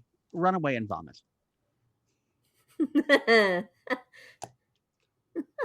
Okay, can you do those both in the same turn? 4 words. Oh, that's right. So, because The instant effect is limited to 4 words. So run away and vomit. Yeah, but you started with "Hey, beautiful." Hey, beautiful was the opener. That's how I got its attention. Okay. Oh. I forget what the word limit per turn is, but 6 sounds about right. All right. It's 4, but hey, beautiful was not actually part of the command. It was Yeah. So it just sort of does that, and it pulls its head away and starts running towards a copse of rotted hedge, and just blah, blah. And because its turn is next, we're gonna say, okay, we'll roll to see if you can. Oh, though without counting any more stats, it rolled an 18, so it's somewhere in the 20s to vomit up the grenade. But that's critical success to bomb. A lot more comes up than just the grenade. oh yeah. There's you see some like a wallet with a chain on it still. You see one purple combat boot. You see a whole lot of clothing seems to come out. A whole lot of like rubberized, The indigestible bits. yeah, plastic, metal, some bones, but even the bones look half digested, and It's almost like a dragon hairball, except instead of hair, indigestible hair, it's indigestible clothing. so Critical vomiting success. This is the new tagline for this episode. Oh, crit thank you, unbomb. Puka. I would also like a pet dragon, but never mind that. We'll see if we can succeed in blowing it up first. I mean, that's one of the benefits of NWoD over OWoD. In OWoD, chimerical creatures can't be anywhere near a vampire because the banality would just slowly disintegrate it, and that's not a problem here. Okay, so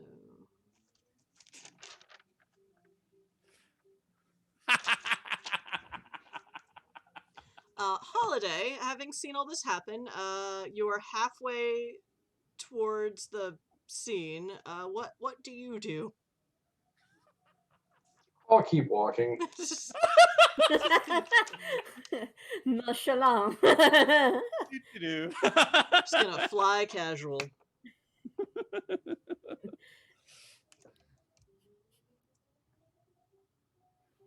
Okay. Oh no, the piano has started and I'm all distractible now. Oh no! Holiday. Oh, sorry. So he shoot the piano player, and they hung him. Okay, Dune, it is now your turn. All right, I'm gonna pick myself up and brush myself off. This does not actually, help much because I'm still covered in dragon slime. You're just And covered in spit. all kinds of goo right now. I'm gonna look over at Pachuca and I'm gonna say, I had that, but thank you very much for the assist anyway. What were you going to do after the dragon blew up? Shall we go in before your bomb goes off? Fine. I'll reach under and pull out the street sweeper and hold it down, but ready. Bring it up if I need to. So fun fact, Dune, that was a stun grenade. Okay. Well, that you put down the dragon's gullet. And you said it would go off in 3 rounds, but you kind of sort of turned it on in round 0, and it is now the end of round 2. So guess what happens now that it has vomited up? So let's see. Let's roll for the grenade. Oh. For being loud. Oh, this is a flashbang. Yeah, and it's loud and it's bright. Loud, bright, and distracting. And hopefully it stuns the dragon, but that's just... So the stun grenade rolled a 14 to be a stun grenade. Be the best little stun grenade it could be. And the dragon rolled a 1 for its defense, so the dragon is just sort of like... and its tummy is rumbly, but it's just unconscious. It's just stunned. It's just like... Actually, you're not even sure if it's... You're not sure if its eyes can close, so it's just sort of like... like a cat strung out on a couch, and it's just like lying there. But that's a 14, so let's see if anyone else hears that.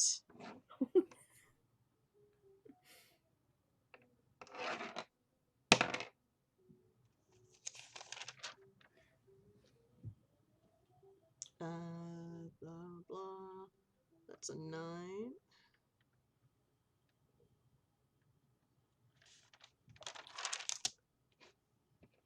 That is a 9.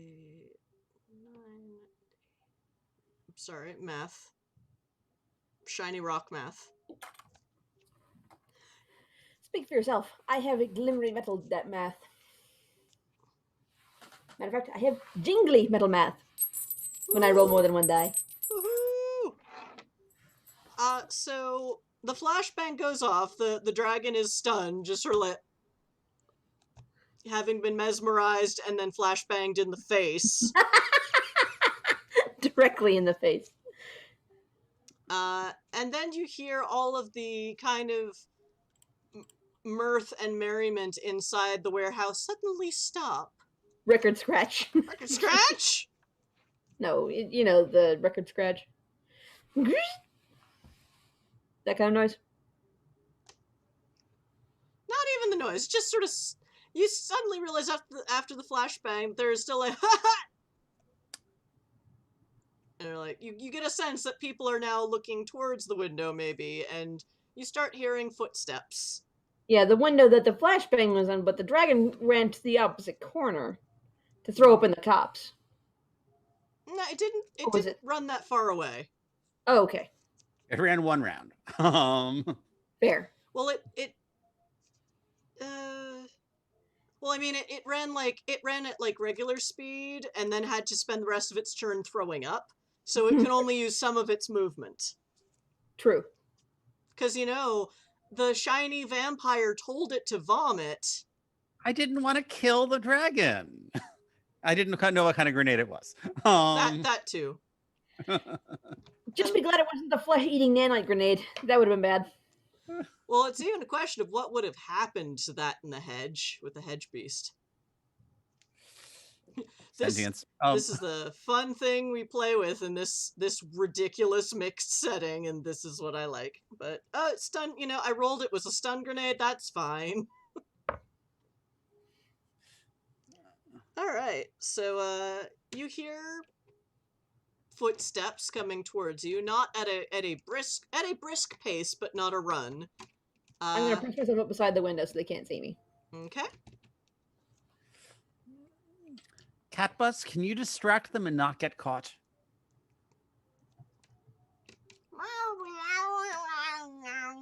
You, Dune, so Petruchio has little mini cat bus sitting on on her shoulder. That's right, because she her today. Yep. What you hear is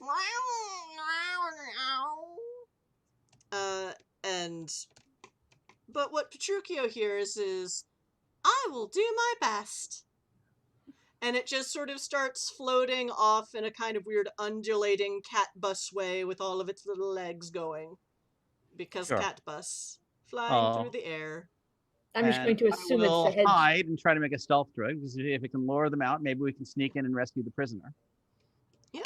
Are you all trying to stealth? No, Sure. not at all. Okay. Okay, Holiday can be in team distraction. Fine. All right. That's an 11. For me. Mine is higher. That is a I'm gonna write those down. 15. 14. Okay. And we will get to the contested bit. So you both succeeded, but it's a matter of how distracted these people are by the cat bus. And basically, And possibly Holiday. so the first person out is this very clearly, and you look at this person, you would say he looks very much like an ogre. Just, kind of dingy looking graying skin and just a big muscly dude with, just like jeans and a wife beater and almost his knuckles are almost literally dragging on the ground as he walks out of this doorway, which it's maybe helpful that it's fallen apart somewhat because otherwise he might not be able to walk through it. And he comes to check on the dragon, but comes face to face with a little cat bus. Hello there. Have you heard the good news of the goddess of the void? Of which the rest of you hear is including possibly the ogre. You're not sure. Petruchia, that's what you heard. And well, you know, you are a kindred, and religion is one of the kindred's most powerful tools in this current era. Yes, yes. You're not a member of the Acolytes of the Void, but you know, maybe Catbus has done their research since you last saw them, or this imaginary version of them. This imaginary cat person was doing research in all through our chat and seems to still have an internet connection. So okay. You know, NWoD gets strange, people, and that's why I like it. And it just goes like. Actually, let me. Okay, he's just sort of standing there going like, what? So you get a sense that there are other people behind him, but this big oaf that is taking up the whole doorway is just kind of like, what? Successfully distracted. Holiday, is there anything you would like to do? I will cede my time to Catbus. You will. I will give the floor to Catbus.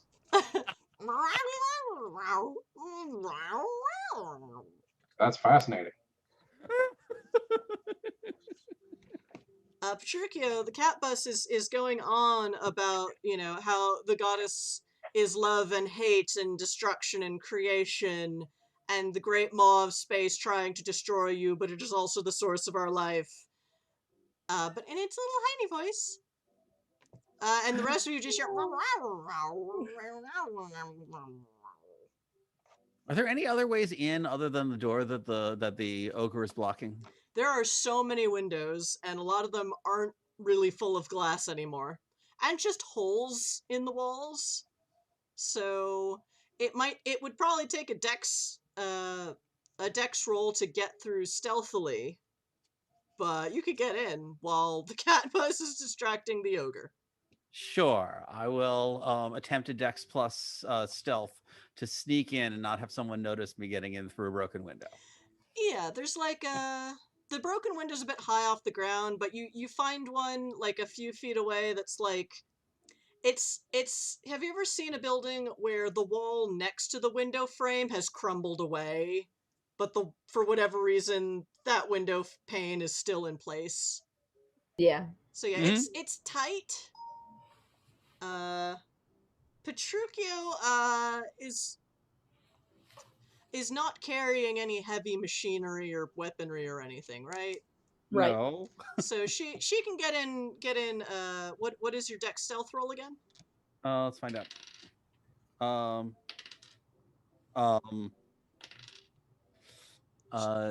27? Jesus Christ. Okay, fine. So I don't remember how many successes that is. It is 7. Yeah. So, Dune and Holiday, from what you can tell, Petruchio just melds into the wall and disappears. I was paying attention to Petruchio. Because vampire. I'm sorry, kindred, the polite term. Ogre. Ogre has my attention. Okay, so you're just gonna stand out there. Okay, Dune, are you also going to sneak into the building, or? Ogre has my attention too, but now that I have full access to all of my pockets, I know which ones are which, so I'm gonna reach for another stun grenade. Okay, just to have it at the ready. You're gonna make sure it's a stun grenade this time, or are you gonna making sure it's a stun grenade this time? I'll allow that. My arm is not stuck in an awkward position where I have to, blindly grab. Yeah. No, more like gotta get into what like Stop Indiana Jones trying to pass the buckets! lighter to his dad when they're tied up in the Last Crusade. No, yeah. So do I get the impression? So this one, I definitely have a stun grenade. Oh. People talking at the same time means Zoom lets neither talk. Dune, finish your sentence, and then Holiday, we move on to your holidaying. I said I'm making sure I have a stun grenade, and I'm making sure I have a visual on both the ogre and inside the building. I can, just take a look if I need to. Real quiet, like. Okay,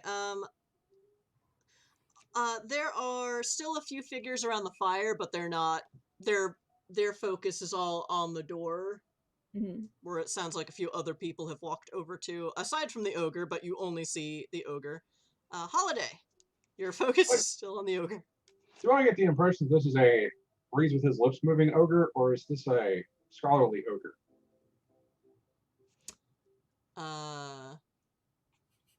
Does he strike me as not very bright?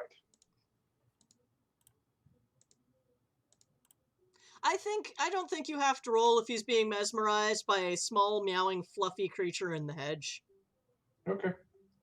Like, this doesn't seem like the sharp, mentally speaking, not the sharpest knife in the drawer, but, or, how did they say in What We Do in the Shadows? Not overly burdened with with the university education, but give him an axe and he's got your back. And you see this guy's got, like, axes and swords and chains, like, just strapped to him. So this looks like a bruiser type. This is why I like playing Team Mind Control. Woohoo! Aldrin's got a grenade in one hand and a shotgun on the other, so he's ready for this guy, hopefully. Okay. So, we're about to hit break time, so, alright, Petruchia, since you rolled redonkulously well on your stealth, I'll say you can do a good wits investigation roll without anyone in there noticing. Sure. On which I rolled a 1. So something may go wrong. The actual total is largely irrelevant, I think, but is... Still give me the total, I'm curious. I'm still, yeah, that's why I was looking it up. So that is a total of 5, and also dramatic failure.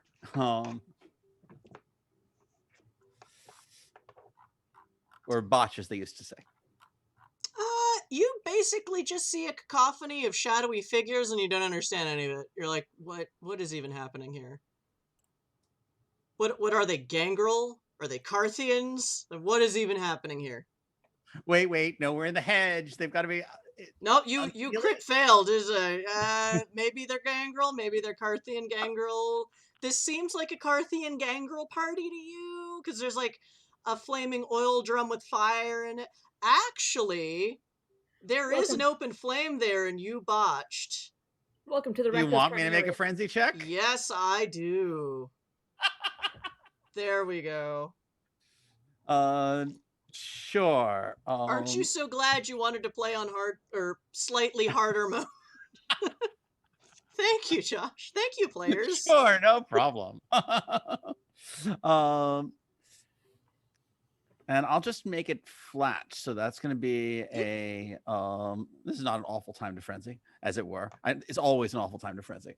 So that's going to be a 6.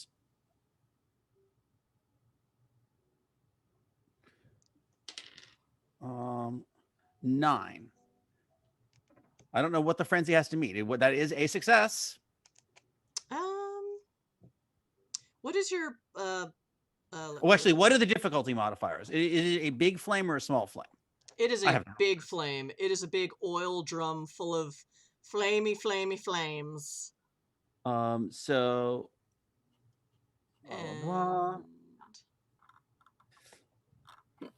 so let's see. Let me just open the Requiem book real quick. Yep, I've got this up also. Oh, okay. So so small fire is a -2. But this is a big fire. Yeah. So a torch would be -2. Is this bigger than a torch? Yes. Oh, yes. So you don't have a success. So I don't have a success. So what does the beast want is the real question. I think the beast wants to hide from the flame. That is my guess of what the beast would want in this with this provocation. Okay, good news is, yes, the beast would want to... So basically your response isn't so much, it's a Gangrel Carthian party, it's like, Gangrel Carthian party! But, however, as you start foaming at the mouth and running away screaming, your 27 of a stealth roll is null and void.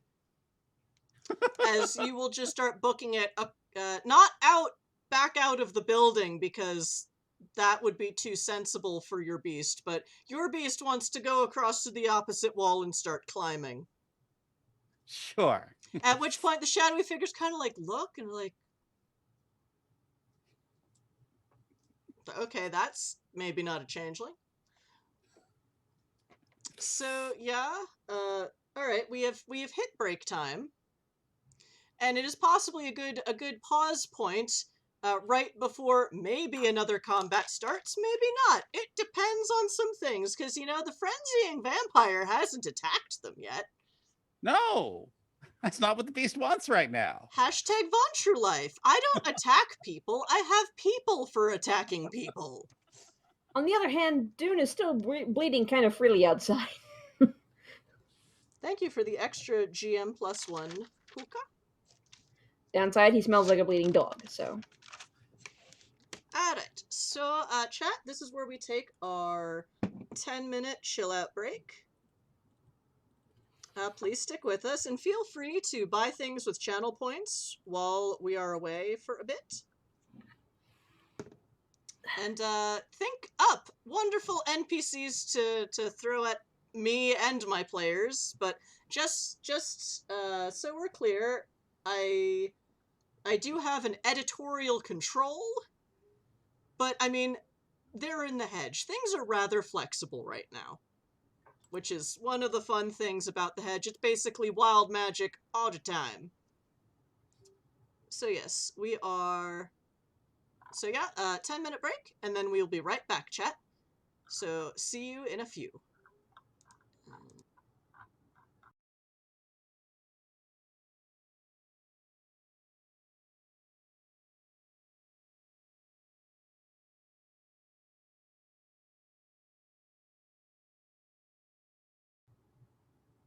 Hello, chat. We have returned from our break and are ready to entertain you by torturing ourselves some more. Yay! For those of you, if anyone's just joining us or just terribly confused, this is a... Recall, Exit to Eden is New World of Darkness, or Chronicles of Darkness, set in a far-flung, spacey, cyberpunky future. It was a setting developed by Mind's Eye Society, which is a non-profit organization, which is part of why I have not monetized the stream yet. We don't really need to at this point, but I feel weird monetizing a stream for a setting developed by a non-profit org. Although we might do it in future for charity. But yeah, this is Vampire the Requiem, Changeling the Lost, Werewolf the Forsaken, and, you know, werewolf adjacent. All mixed together in a space opera setting where it's illegal in some places to be a supernat, so the government is hunting them down and it sucks. Also, the hedge is a thing, but now everyone can go there, not just changelings. Which may or may not be a good idea, we'll see. Dune is certainly not enjoying the experience currently. Nope. But, you know, Dune is a wolf blood raised by werewolves who are like, look, you're not a werewolf, don't go into the shadow spirit dimension. And that, you know, it's safe to assume that translates to the hedge. It's like, no, I don't want to go there, I'll get eaten. And you were almost eaten by aquamarine blue dragon. Humans the confused. Yes, Arcane the Sage. I am sure my aunt will have things to say to me about that. Letting a damned dragon get the jump on me and all that. I mean, like, the Sentinel herself would be like, you know, the hedge isn't our place. Every time you think you've got it figured out, something else comes out of the woodwork to try and eat you. I've long since stopped trying to predict the hedge. It is not my problem. It is the problem of the thousands of changelings that live in the city. There are just 10 werewolves, and we have the whole shadow to deal with. So there. I only knew that little bit about weird mage stuff because, well, problems came up. And I just assumed they worked like spirits, so that seemed to be true. Anyway, this Dune is probably just having this inner monologue in his head. It's like, Yep. what would Auntie say? This is what Auntie would say. Anyway, Probably with a lot more swear words because Welsh. Petruchio, so Petruchio, she is currently in fear frenzy from the flamey fire. Our protagonists snuck up on a rotting warehouse-like structure in the hedge, filled with a bunch of shadowy figures hanging out and having a party around an oil drum bonfire, with, a bound and gagged other humanoid figure lying on the ground that might be the kidnapped changeling they're looking for. Could be. Could be.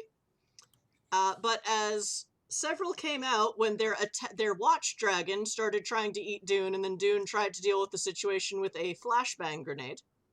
Like you do. I mean, being chomped by a dragon, it doesn't seem like such an outlandish idea to me. Holiday is kind of just biding their time, waiting for... Because right now, there's an ogre at the entrance of this warehouse, and Petruchio's pet cat bus is at it, and the ogre just looks really confused. And, if he even notices their aquamarine dragon, their tarnished aquamarine dragon is sort of lying on the ground because stun grenade. After the pretty vampire lady told it to run away and vomit up the stun grenade that it had previously swallowed. Well, I don't know if swallowed has so much to do with it. It was crammed down its throat. So yeah, the shadowy figures inside are kind of regarding the vampire lady that suddenly was there because she rolled a 27 on her stealth, but then so badly botched her investigation roll that's like, I investigate fire, and ran screaming away from it, and they're just like, well, I mean, she's running away. Like, is she here for us? What is happening here? So, yes, the other two of you do hear Petruchio screaming as she runs away from the fire, a bestial scream, but kind of high-pitched and whiny. Just a little bit. It's a whiny beast. Vampires. I don't say anybody because that would be bad, but Kindred, man. Kindred. I do give Holiday the gesture. And let's see if the ogre... Because the extent of my stealth was pushing myself up against the wall so the people coming out the door couldn't see me. So the big gray hulking ogre just taking up that whole door of the broken down warehouse. At the screaming, he kind of breaks his confused focus on the cat bus, and he kind of looks behind him, and he kind of starts trudging back into the warehouse, where at least two other figures like, wait, what? Dude! Because this is just a wall. This is a brick wall, a big stone wall, cleverly disguised as a person, as a humanoid. So you're just sort of like, what's the screaming? And the cat bus is still kind of trailing behind, going, which no one understands now that Petruchio is no longer there. Even better. So, yeah, Holiday and Dune, you were still outside the warehouse. Petruchio, okay, I'll say at this point, Petruchio, you can make another frenzy roll to see if you break out of frenzy. Without Sure. the negative modifier of being next to a bonfire. So no modifiers. No modifiers this time. Yep. And that's that's 2 successes. So I think I do. Okay, you remember seeing it's almost like your consciousness just fully fell into the flames without the rest of you, and your beast's immediate response was,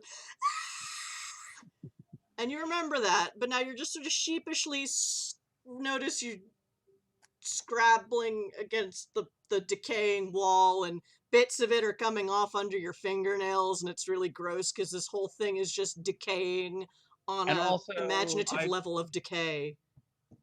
And also, I just climbed up to a place that was perfectly comfortable for someone with, strength of 2 and dexterity of 5, which I do not have anymore. Yeah, I would say you probably found like a shelf or like Okay. shelves built into the wall, and you just sort of scrambled up the wall, and you're like, all right, I'm on the first shelf. Now I'm going to get the second shelf. And then Petruchio started getting back in control. Okay, or I could not be in frenzy anymore. Yep. So Now, how I get down is an interesting question. you're only about 5 feet in the air, but it is kind of Okay. like you're just like, oh, sheepish Von True. Well, that there were people in there, and also a fire. I'm up here on the roof. I think they know I'm here. You're not on the roof. You are on a shelf. Sorry, Inside. I'm on a shelf. The Von True on a shelf. Is our communication system still working? Or is it not because of the hedge? Nope. Hedge. So I say that, nobody hears it. You've heard of elf on a shelf? Well, this is vamp on a ramp. Anyway.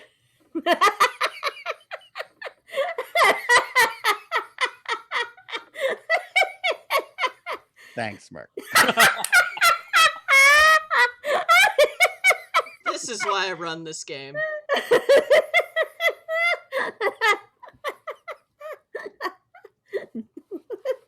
Anywho. Sorry, I couldn't resist. No, I understand. I know who I'm running my game for. So yeah, Petruchio, you were aware that a few figures behind you are probably staring at you and not really saying anything to each other. Oh, so they can. I'm still in visual line of them, but or just they know I'm there. They know a vampire just screamed and ran. There are some like boxes and.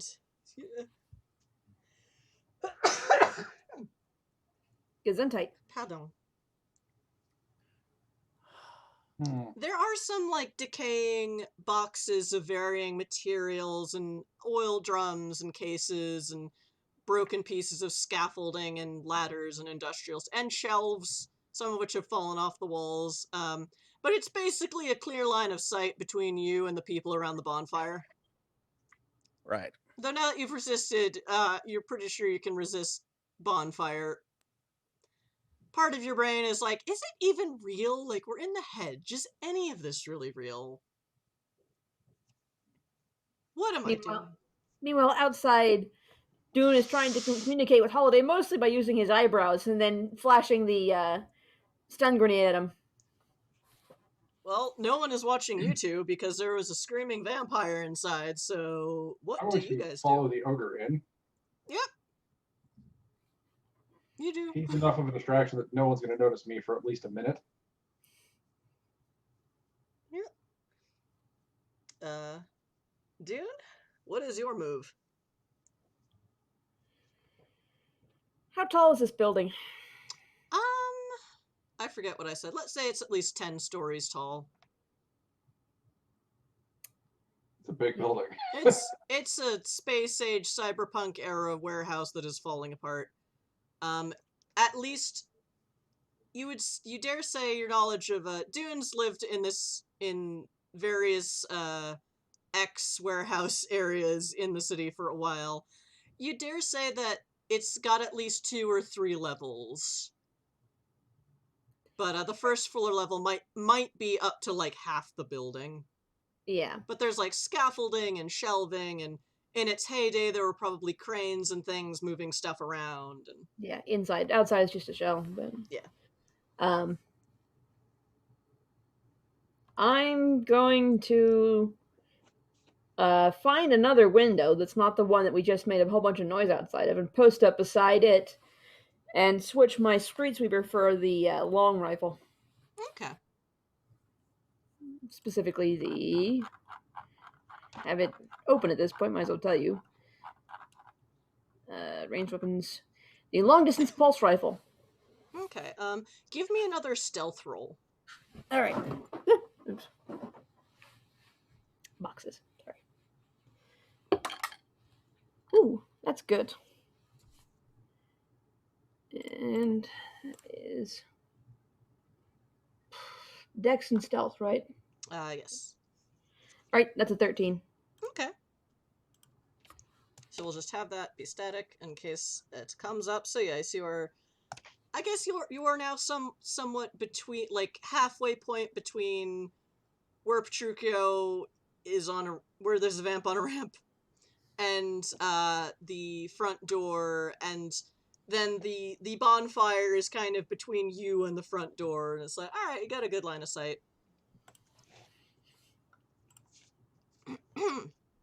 So yeah, Holiday, you follow the ogre in.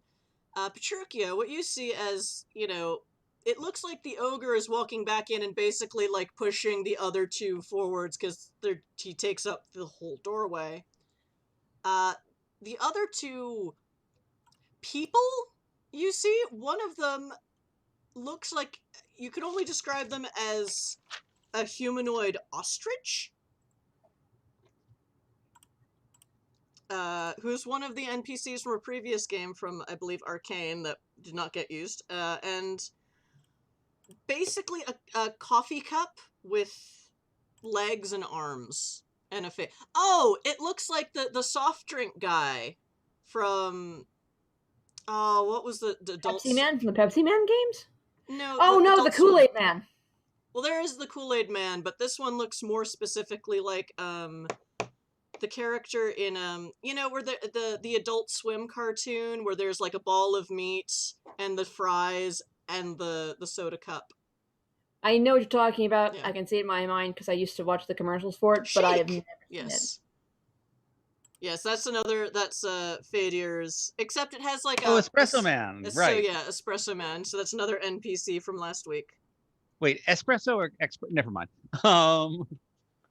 You keep that up, Tuck, it's going to be Nespresso. Aqua Teen Hunger Force. There we go. I remember now. Yes, Shake. So it looks kind of more like Shake, only he's wearing, like, a sleeve. Like, okay, I'm pretty sure these people are not Gangrel. Now you are. Well, the ostrich, you're not sure. Maybe they frenzied a lot. Uh-huh. Or something. Gangrel are weird. And weirdly, this black and white... Are they black and white? Gray and white. So, and as they're walking in, you get Petruchio, you get a sense of, everyone in here looks kind of a bit extra dirty and dusty. Like, the ostrich's feathers are kind of scraggled and gray. The walking coffee cup looks a bit dented and tattered, and, like, bits are, like, there's seepage because there may be a paper cup. You're not sure. So these people are poor. If there's anything more to it, well, I don't have Phalor. Nope. They definitely look like fantastical creatures. They might be changelings. You don't really know how to check for that. Yep. Look weird enough. They're hanging out in the hedge. And so and the guy, the dude in really boring kind of khakis and button-up shirt, he just looks very, like, small and kind of wrinkly, and his nose is kind of extra pointy, and his ears are kind of pointy, and he's just sort of like, he's conscious, but it's just sort of like, looks like he's waiting for something. So before things escalate further, says Petruchio, how much do you people want for that prisoner you have? And at this point, everyone kind of looks at each other, kind of confused, and the ostrich steps forward on their big clawy feet. It's like, well, that's the problem. He does not belong to us, but to our master, the Blighter. And I'm sure he wouldn't mind more sacrifices today. Would he not, brothers and sisters? And everyone's like, sacrifice, sacrifice! So does Petruchio have everyone's attention? Yes. Oh, yeah. Well, I'm going to Like, grab yeah! You're going to grab the prisoner and leave? Yeah. The So prisoner Petruchio is... has everyone's attention? You're going to have to make some rolls for that, because... I tried. You tried, but he's... The original prisoner is still within the circle of people. They're just not messing with him right now. He looks pretty beat up. Oh, then I will lead in with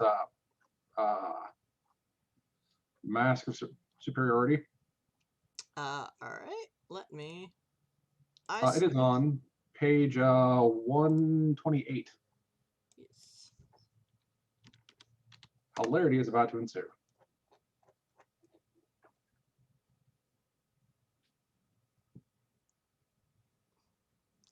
Interesting. Alright, you still have to make a roll.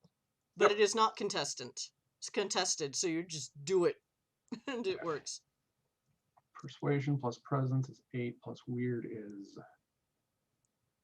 12. Does striking looks apply?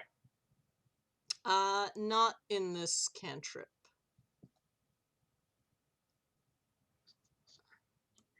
Okay. Or not cantrip, contract. Not Like a contract, or it's like a cantrip. yeah, that's basically what they are. Okay.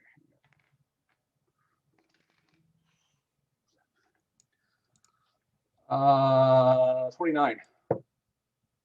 29?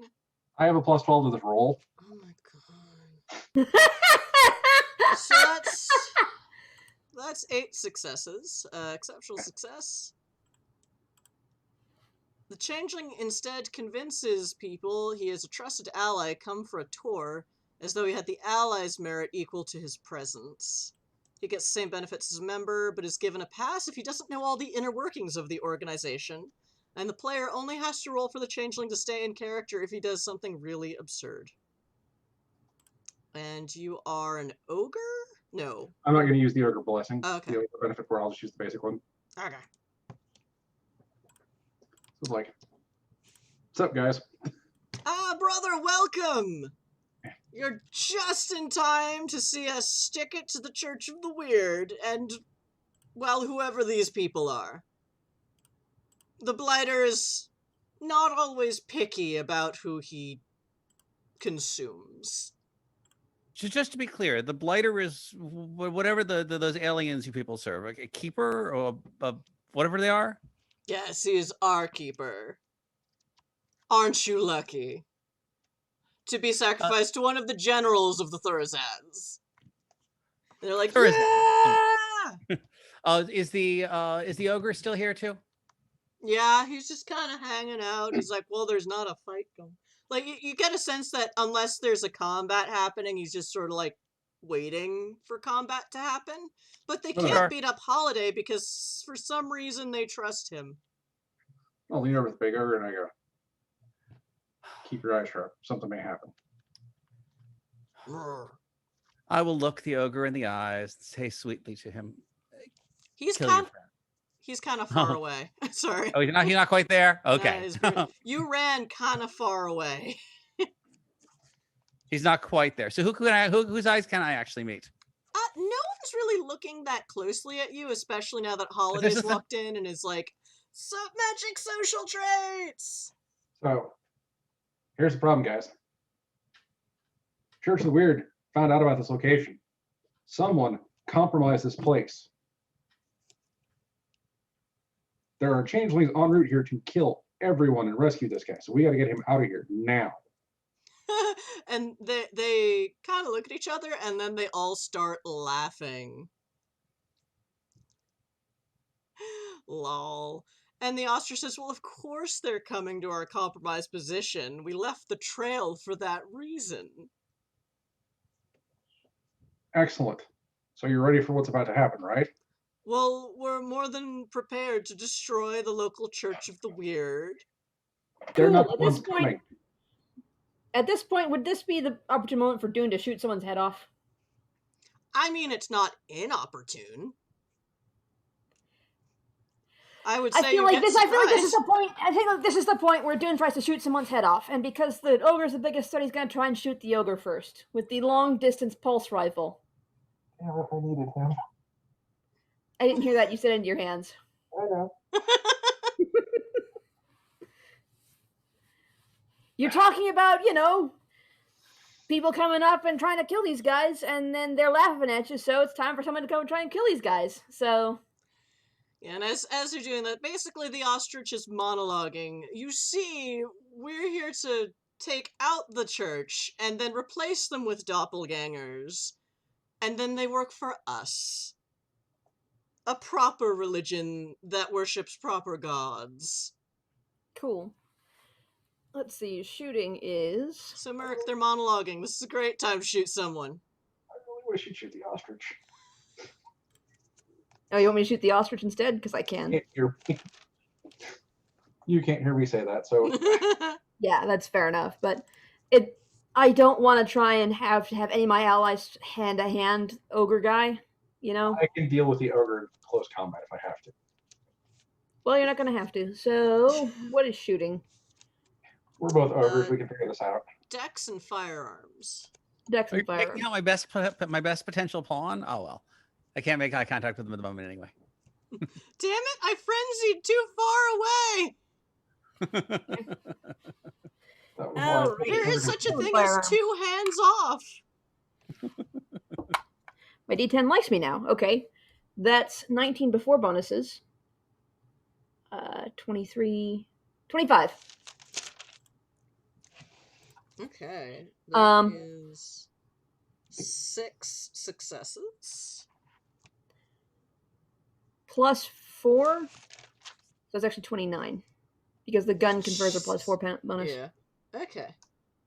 So 24, 29, so that's 8 successes. Mm.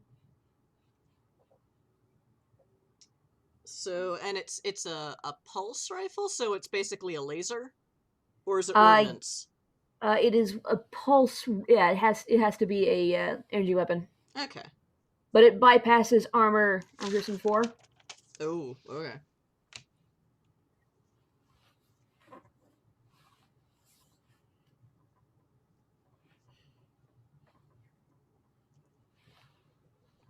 Okay. I am going to give this NPC a chance to dodge.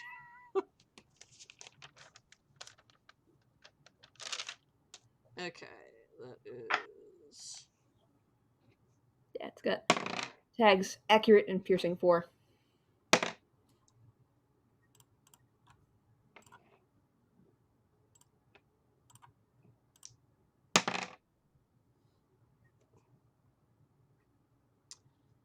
Okay, so he rolled a 31 to dodge. Jesus Christ! How did the wall manage to roll 31? They also can roll 10s. Apparently. Can I Apparently. add some points from chat? No, Did you have enough points to actually beat a 31? No, I rolled 2 10s. And Right. he was already rolling a really big combat bonus. Like, Yeah, I rolled a 29, so it's not as big a difference as you'd think. so you So definitely... we do have enough points in fact that I could add enough points to make this a successful shot. But So, alright, everyone roll initiative. if I missed him, who else did I hit? Because I'm firing into a group. Well, he's kind of to the edge of the group. So am I. I'm firing across from his edge where he is. And it's a pulse rifle. It's going through everything. Well, no, you rolled a freaking 29. You aimed exactly where he was supposed to be, and you don't understand why that didn't work. Fair enough. And But what else did the pulse hit though? Is my question. it hit some of the wall. There is no longer wall. There is no longer wall there, and wow, it doesn't... It's only, we're about to go into combat, so you're not getting a whole lot of time to watch it, but structural integrity might be a problem here. So let me make a note of the building's health levels. The Church of the Blight doesn't seem to be much into upkeep. I've noticed that. Or whatever they're calling themselves. They have many names. We'll get to the what the fuck was that info rolls after combat. So great, you did 8 lethal to the crumbling warehouse. I mean, this might work in your favor. So you're feeling okay about that? Now there's an exit. There are several exits. Right there, guys. There are several exits because you're pretty sure this went through several walls. Fair. So you're not feeling too bad about your shot. Just like, what What? Who is that? And why didn't you just let me shoot him? So yes, everyone please roll initiative. Fair. I will say that that weapon is single shot, so I only have 2 more shots in it because I only carry that much reloads for it. Okay. Because those reloads are expensive and also a pain in the ass to make. 11. Pretty sure. Okay. Yes, 11. Everyone roll initiative, please. Yep. 14. I did. I was just trying to get the math. Okay. 14. 11. We're ready for Church of the Weird! Laser blast! Sudden holes in 8 walls! Okay, so... Merc, did you also roll an 11? Yeah, I rolled an 11. How do we handle ties? I mean, I after you, but you know. What's your modifier? +6. I'm also +6. Great. Roll off. I assume that your dex is it wits or dex? I think it's or is it both? Mine's dex. It's dex. My dex is 2. My dex is 3. I don't know. I'm not There sure. you I go. don't know You if go there's first. actually. I don't actually know if that's dominating, but it could be. Good enough. You can go first. Okay.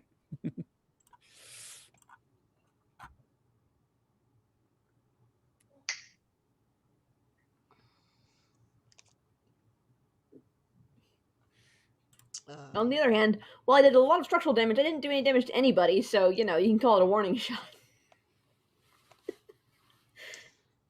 Oh, good. Dune's here. Now we have warning. All right, let me put the initiative together.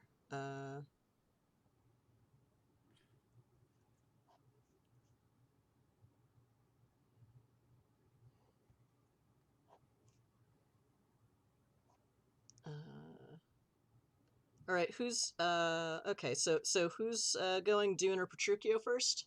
Trukio. Okay. Petruchio, but I believe someone rolled higher than 11. Oh, Holiday did, and so did one of the NPCs. Yep.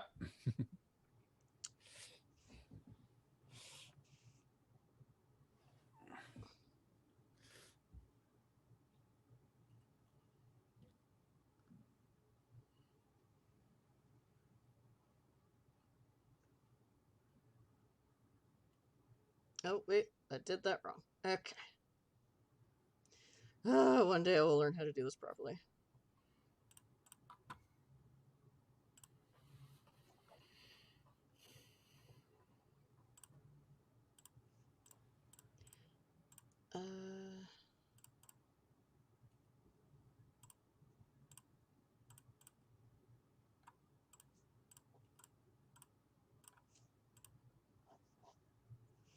Okay.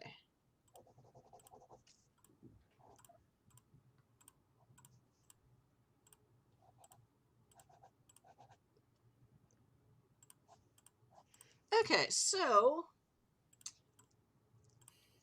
Holiday, this does not break your spell, but basically there is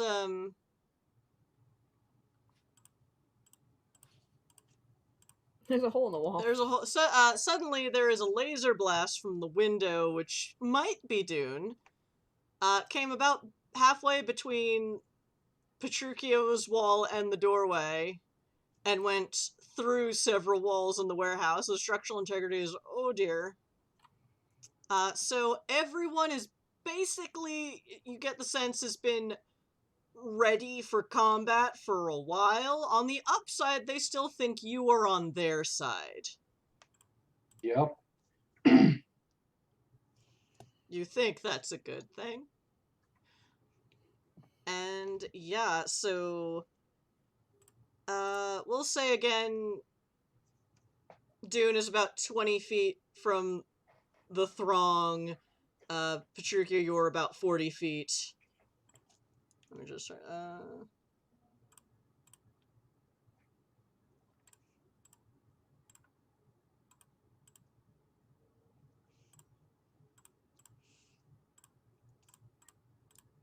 And yeah, so bruiser's speed is... Alright. Let me get my spell list cheat sheet. Because y'all are about to go into combat with a whole bunch of changelings.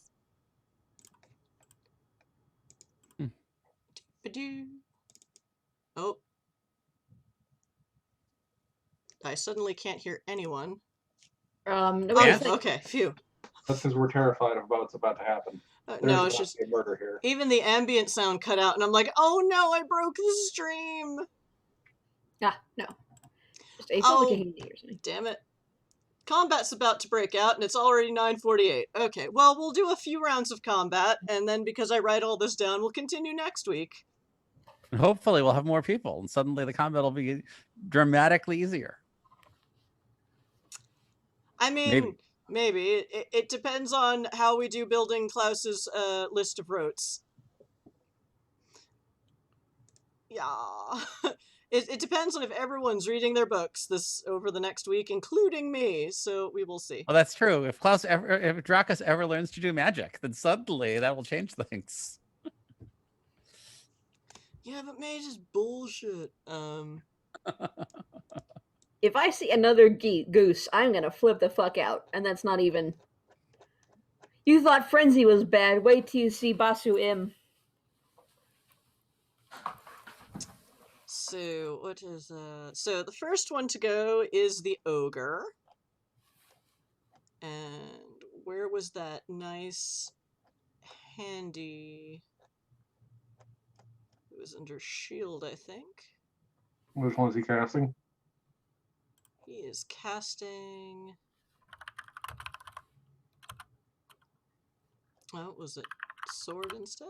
No.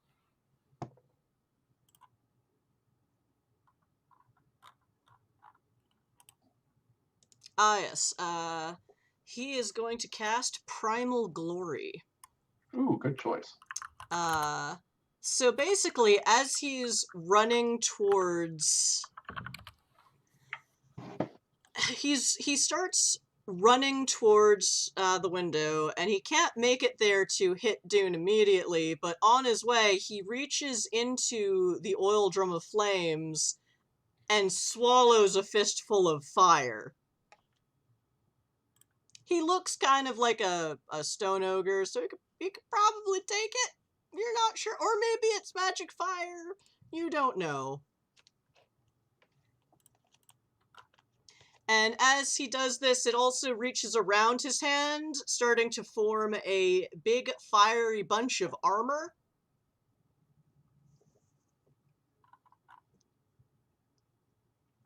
As he just books it towards the window. But that is his whole action.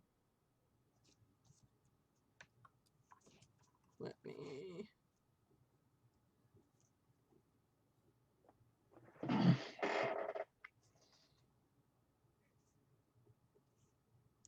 And... Alright. He's not even moving super fast. Oh, and he can use a loophole. Because that's why he ate it. So yeah, he takes some kind of fiery, like a piece of wood or slick of oil or something, and just like, ah. And he's booking it towards where Dune is. Sorry, no, cheers. Next is Holiday. Uh, You will not be able to catch him unless you run after him for your turn.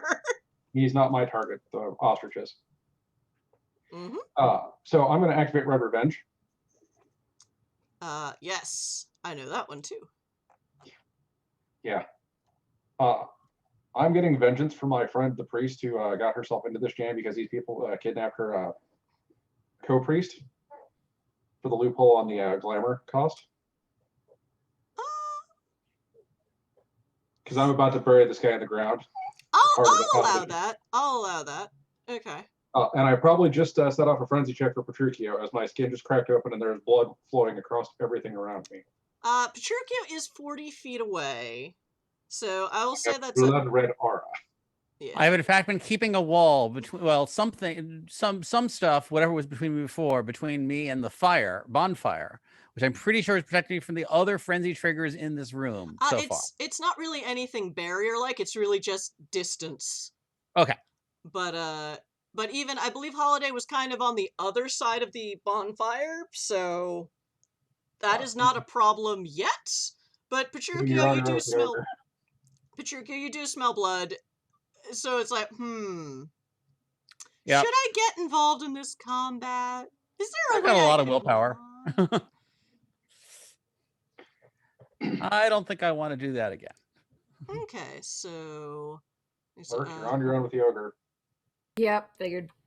gains +3 to your... Okay, so you get +3 to your initiative, intimidation, and physical attribute rating, 3/3 armor, and the berserk condition. I don't actually know how to use... I haven't figured out how to use conditions here, but we'll say that's an additional +1 for being a berserker, if it's something that, you know, a barbarian would do. I think it's a negative trait, actually, but I'll look. Oh, it's a negative trait? Okay, so...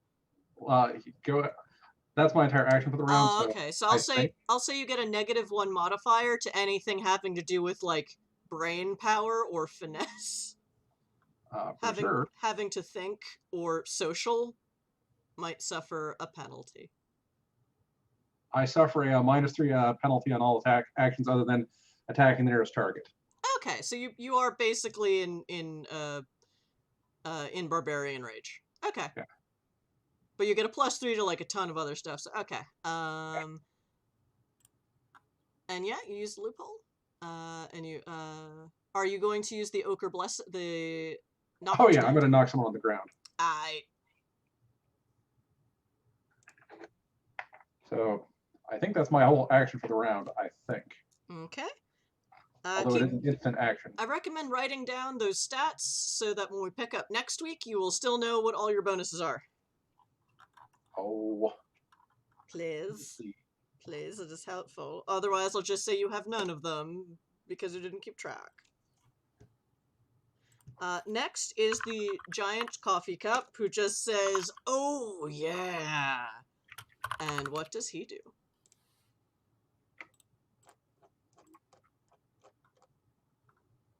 Do-do-do.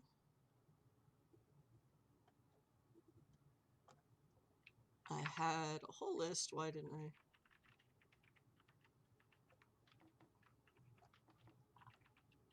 Ooh, he could do that. Oh, that, yeah. He doesn't quite get what's going on. So this is so Petruchio, the giant coffee cup kind of reaches. What is his loophole? Eats a. No, he's not doing that loophole. Okay. This creature is casting something on you called Merc Blur. So... On whom? On Petruchio. Resisted by? It's well, it's changeling, so wits plus weird, so we'll say wits plus blood potency. Sure. And... he's rolling... 3, 6... Okay. Oh dear.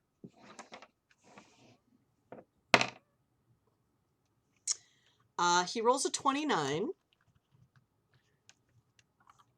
I want to see how this will go. So I will roll, but it's I mean, you could also 10 again. we'll find out. So that's a 4 plus my die. That's a 1. I'm glad I didn't spend willpower on that. So 5 versus 29. Also, you botched. I know. So, okay, on an exceptional success. So, in an instant, you see this coffee cup just sort of stare at you, and you're like, that's not fair. He's like really far away. Why couldn't I measure? And then suddenly, your mind explodes with the impossible beauty of Arcadia. But from what you've heard people describe beauty of Arcadia, it's usually about magnificent vistas and a vibrant mirror of the natural world. What you instead see is rotting fields of ruined crops and maggots destroying magnificent beasts like dragons and griffins, just as they bake in the sunlight and crows circling, and just this unending pit of despair and darkness and decay and rot, which death isn't that freaky for vampires because you are technically already dead. Yep, not But fouled up. it's the decay that gets to you, because that's something you're supposed to be immune to as a kindred. And this psychological experience plants a seed of doubt in your mind. What if I am not eternal? What if all things do crumble to dust?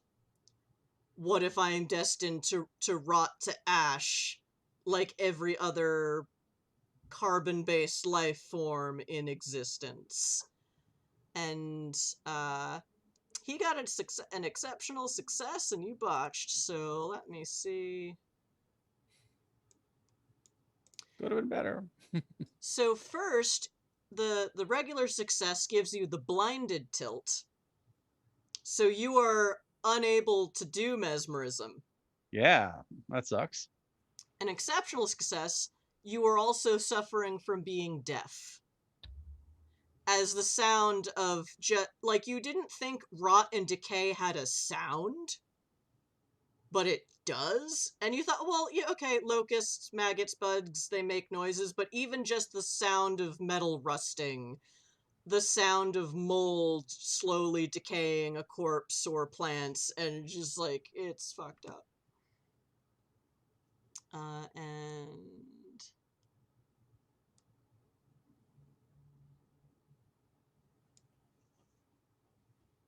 okay. And not only are you deaf and blind to all else, you physically feel like you are wrapped in a cocoon of decay, that your own flesh is starting to rot away and crumble to ash. It's spoiler, it's not actually happening, but it feels like it is, because Yep. Espresso Man ain't fucking around. Because this is what happens when blighter cults use Arcadian contracts. Woohoo! So, Petruchio. And so when do these conditions end, I have to ask? Well, you botched. Yeah, I did. Usually it only lasts one turn. I'm gonna say this is gonna be 3 turns unless someone can do something to break you out of it. For that reason, in this context, I will say Holiday might not be, but Dune at least, and any of your original employees do count as touchstones. And we could do something similar to frenzy checks when it comes up. You know, otherwise you're just sort of gibbering in a corner as the rest of you here. Petruchio isn't screaming. It's like the coffee cup did something, and then it's like, and at first Petruchio looks confused, and then they just kind of start to go catatonic, and she's just like not even too distracted even to cry or gibber, but it looks like they are on a voyage of the mind that is not fun. Is it raining? Is it snowing? Is there a hurricane a-blowing?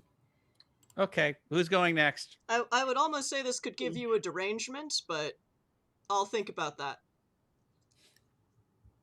I'm also not sure how derangements work in second ed again. Me, I believe, because I was right after Petruchio, because we had rolled the same, essentially. Well, so in theory, it's my turn. Well, except in theory, that I'm it's your currently turn, fucked. but you can't do anything. Sorry. Can I What- try spending a willpower to break out of this, or should I let it run for at least one round before I try that? It'll run for at least one round before you can start trying that. Yep. So sorry, bro. No, that's cool. Botches are not fun. Yes, Dune is next. Question. How much is 8B worth of damage? Eight back. In the context of Mage the Awakening? Mage 20th. Well, Mage 20th is NWoD. Oh. So Sorry, I was googling for damage stuff, and that's what came up. I strongly recommend against using any mage based references for damage calculation. Even in NWoD Mage, it's weird. It's so ill. But look up damage Chronicles of Darkness. Or what exactly are you trying to calculate? I want to know if I can knock the asshole flat in front of me with a concussion grenade. All right. Is there some way you can turn on the grenade that it doesn't take 3 rounds to go pop? I was gonna switch it over to impact trigger. Okay. Where it hits, it blows. Mm-hmm. And you're saying that does 8 how much bashing or how much damage does it do? Like I said, that the only stat I found was for explosives was that one that said 8B, but it doesn't say anything particularly like that. Other people say like 12 dice worth of damage, which I would assume would be just a plus 12 to whatever got rolled. Other people. Okay, it didn't say. Did you find this grenade in the space supplements? No. Okay. The only grenade in the space supplement that Is you the- posted a copy of is The nanos? the nanite grenade, which I could use, but it's a lot slower because it takes time for the nanos to eat things. Okay. So that would be. I'll allow. So it's a regular grenade. Well, yeah. So it explodes. It's an incendiary device. No, it's a concussion device. But Yet it's. Some grenades explode out, you still get the heat and stuff. This grenade is designed to blow holes in things like armored vehicles, as opposed to anti-personnel or incendiary grenades, which incendiary grenades are designed to spread fire everywhere. They might be filled with napalm. Anti-personnel grenades have like nails in them, but stuff like that. You know what I mean? okay. Concussion grenades are designed to put holes in things. Anti-personnel grenades are designed to make things into mincemeat. And incendiary grenades are designed to spread fire everywhere. Okay. It is worth noting that the ranges I found for grenades are 30 feet. Explosive when they explode. I would if it's a concussive grenade and does not do fire damage, I would allow for 8 bashing. However, just to warn you again, the bruiser coming towards you is a big dude now covered in fire, and you're not really sure what that means. I'm trying to lay him down flat so he stops running towards me. That's really my goal here. Alright. Because it's not an incendiary device. So you're focusing the grenade on the person running forward toward you, not towards on the crowd of other people and also our friend. Right. Exactly. There's a hostage right there. I don't want to use a frag grenade. We're trying to save somebody. That turns them into mince. Alright. So...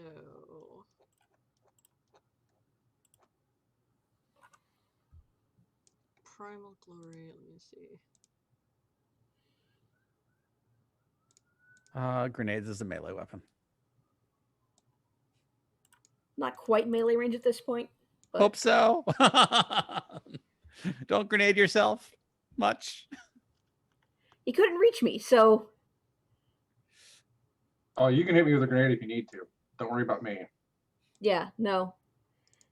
I'm extremely worried about the person in front of me coming towards me. On fire. Okay. Yeah, I think they were more worried about the prisoner who would also be in the radius if you were. That's it. Like, it would be really easy if the instruction were just to kill all these guys. Because I have enough explosives to do that. But kill these guys and not kill the one guy in the middle of the circle, that's a little harder.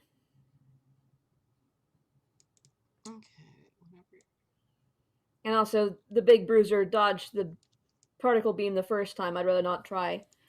My second shot, just have it miss again. Especially not when I put 8 lethal damage on the building with that thing.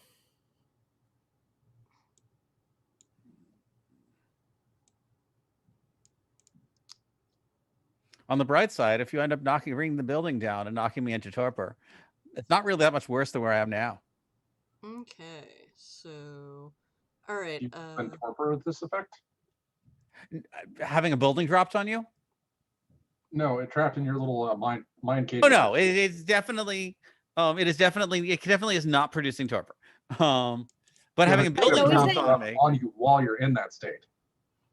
I mean, being almost dead in the state of torpor would, I assume, end most effects. Oh yeah, it probably would end that effect. Maybe. It's a good question. Okay. All right, Merc. Roll to I guess. He's definitely in range of you, so roll to throw a grenade at him. Strength weaponry, you got it. Yeah, we'll say it's weaponry. Alright, that's a 9. Checking the rules. It looks like the way defense works is you just subtract defense from attacks on you, and then you subtract 1 from defense if you eat multiple attacks. 17. Okay. And you know what? I'm going to add 3 from our chat pool to make that a 20 for 5 successes. Okay.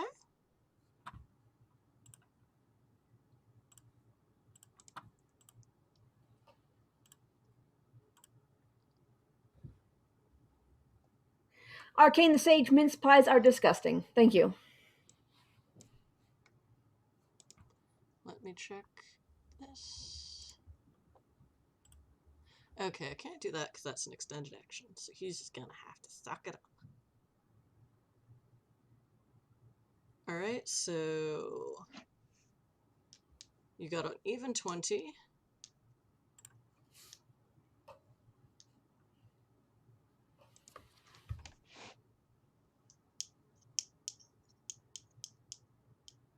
Oh wait, that's right. We've been generally running damage as successes versus successes. Yes, we have. But we will say that the grenade does do bashing damage because it's concussive rather than incendiary or full of spikes or nanites. Okay, so Probably to blow him backward off his feet. So yeah, he rolls a... What do you roll, Mr. Dude? Okay, so he rolls a...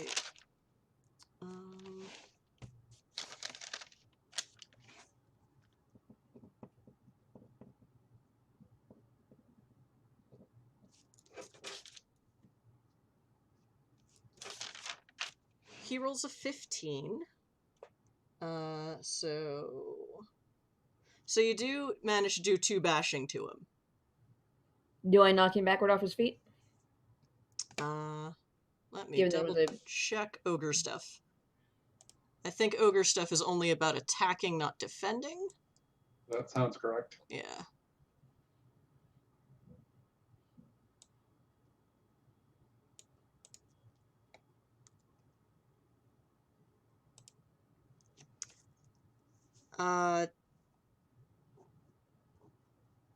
Two bashing is not gonna enact the knockdown tilt. Okay. But if you want to send me more info on these grenades, and we can try and find them in whichever version of the game's literature, because I'm sure someone has a homebrew somewhere. Yeah. And then maybe we'll just say that, well, this one didn't do as well, the next one will do better, because we'll know how it works. Yeah, that's... Hopefully I won't be unconscious for most of the next week, because I'd really like to get back to working on my game more. Because my players have questions. And Josh is building a wiki, and I want to use these things. Alright? And so I will then, because I didn't, So it does an interesting thing as you, as you hit him in the chest with this grenade, it goes doof, and it kind of causes a ripple effect as if it's starting to blow out the flames a little bit, but it doesn't do quite as much damage as you'd hoped. Right. Well, seeing that, I'm gonna pick up my gun and move. You can move, what is your speed? 9, I believe. Yeah, so you can move, your movement is basically 9 feet away, which, yeah, is fine. That's 12, actually. Sorry. 12? Oh, okay. So I'll move to another window, which I'm assuming is at least within 12 feet. Yeah, easily. Yeah. So...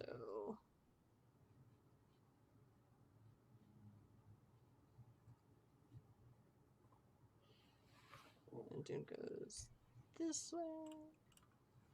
I'm going to continue Googling for explosive damage. Yeah. Do that. And now, the ostrich gets to go.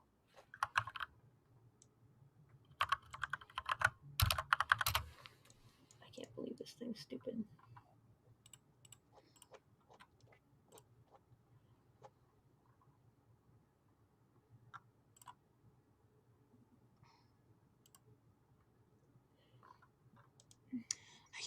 He's just gonna do the thing where it's like, yeah, so it looks like the sorcerer is doing something with his flappy wings. But you don't wait, let me double check this. Blah blah blah.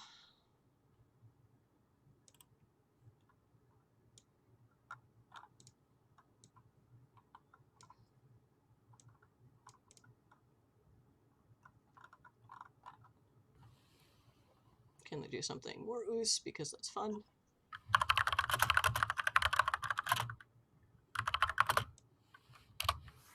Oh no, they'd totally do that. Okay, they're gonna cast Thorns and Brambles. So basically what you see is the bird flappy flap wings kind of behind them, and you notice some, like, it looks like maybe some brambles kind of fall behind them. And spend 2 glamour.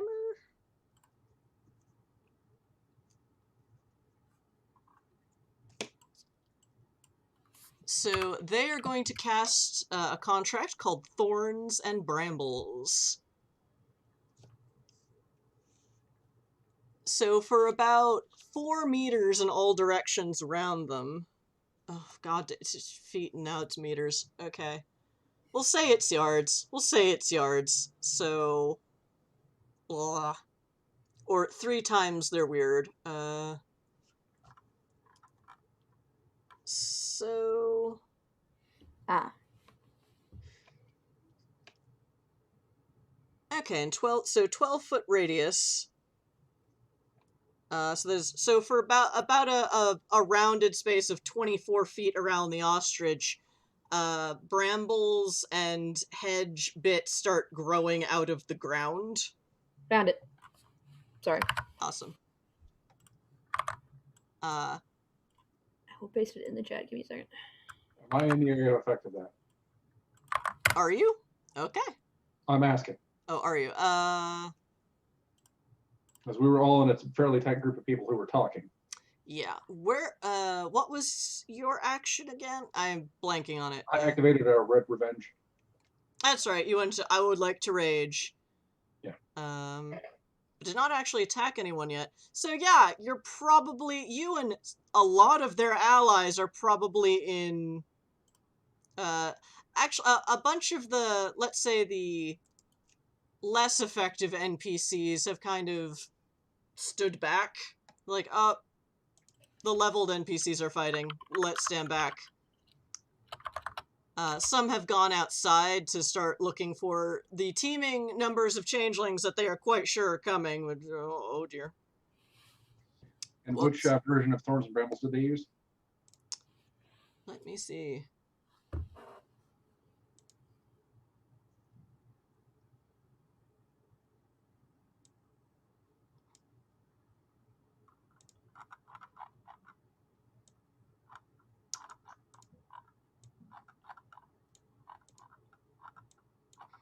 They are using, yeah, this sounds like they are using the leechweed. Okay. So that'll be interesting, considering only one of their, well, they think you're an ally. Correct. So it's interesting what might happen when leechweed is used against other kinds of creatures. Okay. You would know, I won't make you roll for it, that one problem with this contract is if you cast it in the hedge, the caster does not necessarily have all that much control over it. Yeah. But this is a blighter cult, and that seems in character for them, unfortunately.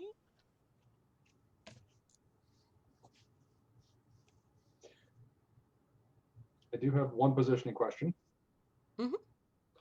I'm roughly within arm's reach of these people, yes? Because I was close enough to talk to them without shouting. Yes, you're very much in range. Cool. Because I don't know what to do next round. It's going to be great. Okay. All right. It is 10:20. So we've gone over. Oh yeah. We started late. We assumed you knew. Um, So how about we pause here, and we will continue on with this combat for next week. So it's now that you know next week is going to be a lot of combat. Everyone, including me, will cram ahead of time. Unlike me yesterday, I was like, oh, but I already wrote the story. I don't have to do anything today for game prep. And then this morning realized I forgot to stat out the NPCs. I have an action that may end this combat this round. Mhm. So if that action successfully goes off, this combat will not take place next week. Because the fight will be over. have we finished the round, or did will you? finish Did you one not? round. You have finished one round. All right, so yeah, I know what contract you want to do, because I thought that one looked tasty too. Oh no, I wasn't gonna do a contract. I'll tell you when my initiative comes up. Okay, well, it comes up next week, Okay. so I'd write that down so you don't forget it. yeah, write it Well, down. I know Everyone, what I'm gonna do. I've got everyone's initiatives written down. Please keep track of your own damage. And if you have any fun stuff to use, this is what we have a Discord for. Just let me know what stats you found for various types of grenade, because someone must have homebrewed it. Someone, somewhere. I actually found it in the World of Darkness book, explosive chart. Concussive grenades deal 4 bashing and knockdown. Okay. Which is a resistible thing, but his defense roll would not have been sufficient to resist it. He would have to do a separate resist roll. You also we should know have for gotten next a time, plus- but You should have also gotten a +2 on the attack roll. we make it a 22. Okay. Did you link that in the Discord? I linked where I found it, and I put actually a screenshot that I just. Okay. I will look at it later. Yep. So, chat, we leave our protagonists in a thorny situation.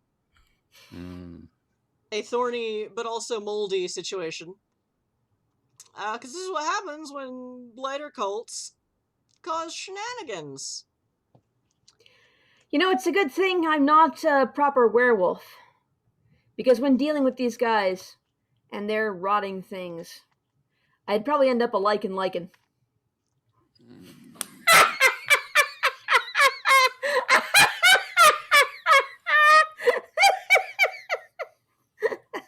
Oh, I'm curious. That grenade, did it also damage the building?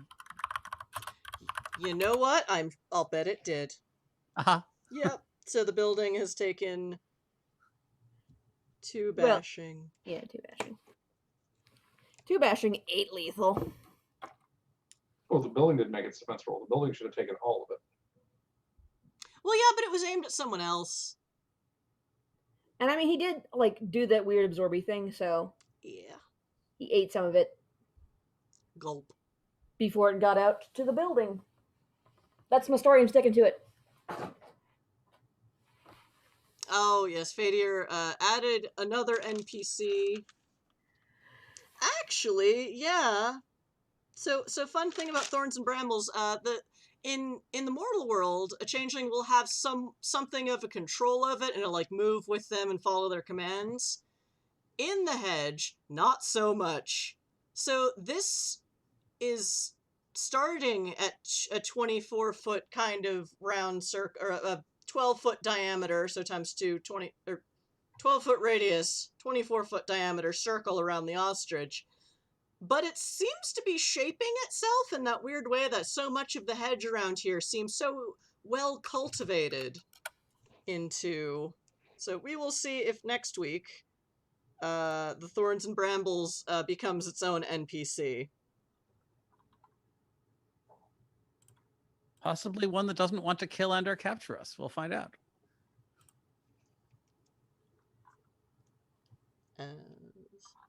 Maybe When have we ever had that kind of luck? Just putting that out there. But yes, oh, all right. So chat, thank you for sticking with us. I know we started late and ran late because my brain is broken. I'm working on it. Everything's on fire, externally, internally. It's not fun, but this is fun. So this is why I keep running this game, because it's ridiculous and fun, and we get to see what happens when you throw a concussive grenade in the hedge against an ogre that's using a fire shield. What? Like, this is what I'm here for. I look confused, but I am actually very much enjoying it, I swear. So if you haven't noticed by now, I'm the GM, and you can find me online at Ms. Chrysala, and on basically all the Magic Fish Radio social media accounts we have so far, that's usually me talking. So feel free to retweet or message us or DM. It's DM on Twitter. But yeah, say hi, retweet. We'll put VODs up. We're also on YouTube. It's awesome. And yes, we are here every Saturday night around 7 p.m. Hopefully at 7 p.m. again someday soon when my brain stops being broken and leaky. And yes, this has been Exit to Eden, a world of darkness in space. But also in the hedge. Which is less spacey, depending on whose hedge you're in. So yeah, hi. So Dune, who are you when you're not Dune? I'm back. I played Dune this evening. I don't tend to do much. My plug would be go watch Zombie Orpheus on the on Zombie Orpheus's Twitch on Mondays at 6 p.m. Pacific. It's the Reliables. They're winding up into a season finale, and it's really cool and fun. You should definitely join. Yay! Okay, and I lost my screen. Alright, Petruchio, who are you when you're at home? So when I'm at home, I am Josh. I don't feel like plugging anything I do because I don't do that much. But I will note I am currently reading T. Kingfisher, also known as Ursula Vernon's A Wizard's Guide to Defensive Baking, which is a fantastic, delightful book about a minor wizard whose magic involves manipulating baked goods. I will admit that when you first held that cover up to the camera, I thought it said A Wizard's Guide to Defensive Barking. So Baking. Okay.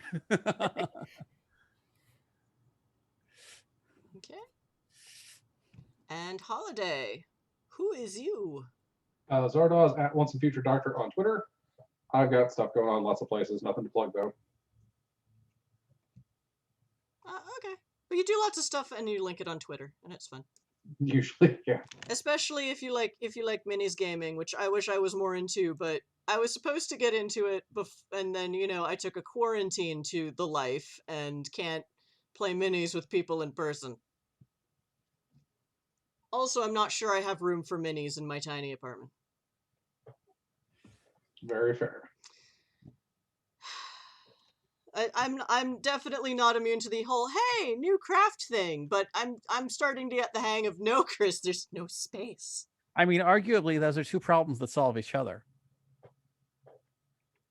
In a quarantine, minis don't take space in your apartment. Well, Because they you play do. them online. I have not figured out how to play minis online, so I'll have to bug you about that later. All right, so thank you for coming and watch us. I hope you had a few hours of distraction from the world being on fire or in deep freeze, depending on who you are and where you are. This is why we do things. I'm here to provide a helpful distraction to them who need it, and like weird NWoD shit in space. And what I did remember today in my haze of brain fog was that my very first Lost concept, when Lost first came out, was actually an astronaut who became a changeling. So this is really just me coming full circle. It got strange. Anyway, so let us do a raid. Let's do the Gary Con D&D game again, because that's what I'm gonna watch after our stream while I'm trying to work on video stuff. But yeah, again, it's a D&D game being run for GaryCon, and it's full of people who are usually stuck being the GM of their own respective games, so it's like, I feel for y'all. Though sometimes Merc does take over, and that's a fun respite for me sometimes. I sure wouldn't mind if more of my players wanted to do that. Just saying. Just No. saying. Eh, But the We'll world see. the world is on fire. We're all limited bandwidth right now. Yeah. So let us raid. We'll see. I bought some new books. We'll see what they say. Yep. And yeah, so I hope we gave you a nice 3-ish hour distraction, and that you had fun watching supernatural urban fantasy creatures not in space, in the hedge. But how often do you see vampires and werewolf adjacent people in the hedge? So take care of yourselves, take care of each other, and